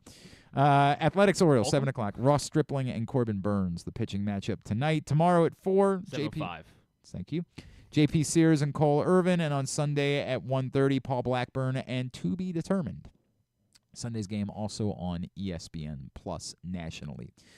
Some big lacrosse games tonight. CBS Sports Network, Army-Loyola at 7. 2 teams at the top of the Patriot League right now, and the 2 teams at the top of the CAA, Towson and Delaware at 7. That's on Lacrosse TV if you can watch that. ESPN Plus, Bucknell Navy at 7 o'clock. I thought you could watch it online, right? You can't. You don't have. That's not a subscription. I thought Lacrosse TV. I thought You might be Lacrosse- right. Maybe I don't know. am I thinking of Lacrosse Net? Maybe I don't know. Yeah, LSN. Yeah, LSN. That might be what I'm thinking. Is that? I don't. Man, you know what? I hope you can just watch it. I hope that's the case. Maryland baseball is on TV this afternoon, 5 o'clock on Big Ten Network against Illinois. NFL Draft continues tonight, rounds 2 and 3 at 8 on ESPN2, ABC, and NFL Network. That's because ESPN has the NBA playoffs. Bucks-Pacers Game 3 at 5:30 tonight. Then Clippers-Mavericks Game 3 at 8, and T-Wolves-Suns Game 3 at 10:30. TBS Stanley Cup Playoffs, Canucks-Predators Game 3 at 7:30. Oilers-Kings Game 3 at 10:30. True TV and TNT for Rangers-Capitals Game 3 at 7. You can also see it on Monumental, so it's on lots of networks, which Can't miss it. You would have to try really hard. Jets-Avalanche Game 3 at 10. Tomorrow, lacrosse, UMBC Vermont at noon on ESPN+. Stevenson's at home tomorrow night against Widener at 7 on GoMustangSports.tv. It's fireworks night, so come on over and maybe even just want to see the fireworks. You can come on over. The Maryland spring game tomorrow at noon on Big Ten Network+. Plus, they're going to re-air it on Big Ten Network later in the day. Maryland baseball at 2 o'clock tomorrow against Illinois on Big Ten Network+. Plus, the Big Ten Women's Lacrosse Tournament, Rutgers and Maryland at 4 tomorrow on Big Ten Network+. Plus. And the NFL Draft concludes tomorrow, rounds 4 through 7 at noon, again on ESPN, ABC, and NFL Network. They really put that on. I guess if they didn't put that on, they'd probably be putting the UFL on, so maybe it's just as well that they air round 6 of the NFL draft on ABC. Sunday, we already said the Orioles. Yeah, Illinois, Maryland baseball at 1 on BTN+. The playoffs the rest of the weekend. God damn it, Griffin. TNT tomorrow, all day long. Cavs Magic Game 4 at 1. Thunder Pelicans Game 3 at 3:30. Celtics Heat Game 3 at 6. Then ABC tomorrow night to see if the Lakers can survive being swept or not get swept, whatever it is that I'm trying to say. UFC Fight Night too. Yeah, sure. Nuggets Lakers Game 4 tomorrow night at 8:30. You know what? The rest of the playoffs, just go to glennclarkradio.com for God's sakes. What else matters? Knuckles, a new series on Paramount Plus. It's a Sonic the Hedgehog thing that they've been promoting endlessly. Call Me Country is a Beyonce documentary on Max out today. The Bon Jovi docuseries is out on Hulu today as well. There's 4 episodes. Thank You, Good Night. Please tell me. I was going to say, I was expecting to be called like Living on a Prayer. So, Thank You, Good Night. 100 Days to Indy, the series season 2 of this, the 100 Days to Indy, the Indy 500. They do this. They do that on Memorial Day weekend, and they give a trophy. You didn't know that when I asked you that question. No, everybody knows that. That's why I was bringing it up. The trophy. I always forget. It's the Borg Warner Trophy, I believe it's what it's called. Yes, that's correct. You have no idea. Why would you say that? You have no clue. Because you are right. I think I am. Yeah, well, I trust you. There was something. I thought there was something. No, it's pretty much it's just another slow weekend. Sympathizer on Friday. That's correct. Or not Friday. Sunday night. Sympathizer. I gotta start watching that. The White House Correspondents' dinner is tomorrow night. Who's hosting? I don't know. It's the only potential thing is if there's a funny sketch from like an actual comic that has some chops, but. The likelihood, I think they like a couple years ago decided that they wanted to take it easy on that or something. Yeah, so. It doesn't look like there's any like celebrity hosting it. Well. It's like news anchors. Well, there's got to be Abby a performance. Phillip. Okay, I don't think she's going to do a stand-up set. I don't think so either. Very good. They call that nerd prom. That's what they call that. Anything else? Wait a minute. Oh, hold on. Might be Colin Jost. I do like Colin Jost. Or at least he'll be there. He'll be in attendance. And then he'll probably do a set. All right. Anything else? Can we go? That's it. You. Thanks today to Stan the Fan. Thanks to Bobby May, who was a high school coach of Nate Wiggins. Thanks also to Eric McLean from ACC Network. Thanks to Bo Smolka. And thanks to Dallas Braden. We'll get it all up in the greatest hits section of the Oh, my God. It's so good. tab at glennclarkradio.com. Rita and I together 12 to 3 on Sunday. Oh, and Griffin, right? Griffin wants billing somehow. Keeps trying. We'll be with you Sunday, 12 to 3, over on 105.7 The Fan. The Bat Around tomorrow morning at 10 a.m. with Paul and Ryan talking baseball. And then, of course, we'll be back on Monday. Thanks to everybody at PressBox, all of our great sponsors and partners, including Live Casino and Hotel, Atman's Deli, A.J. Michaels, Guilford Hall Brewery, Royal Farms, Ed Block Courage Awards, HelpMyGamblingProblem.org, Costa Sin, MSAA, Hartford Community College, Glory Days Grill, the Baltimore Orioles, your local Toyota dealer, and buyatoyota.com. Thanks to Griffin at Griffin_Bass. Follow us, Twitter, Instagram, and TikTok at Glenn Clark Radio. Have a great weekend. Go Birds. Go local lacrosse teams. Duke sucks.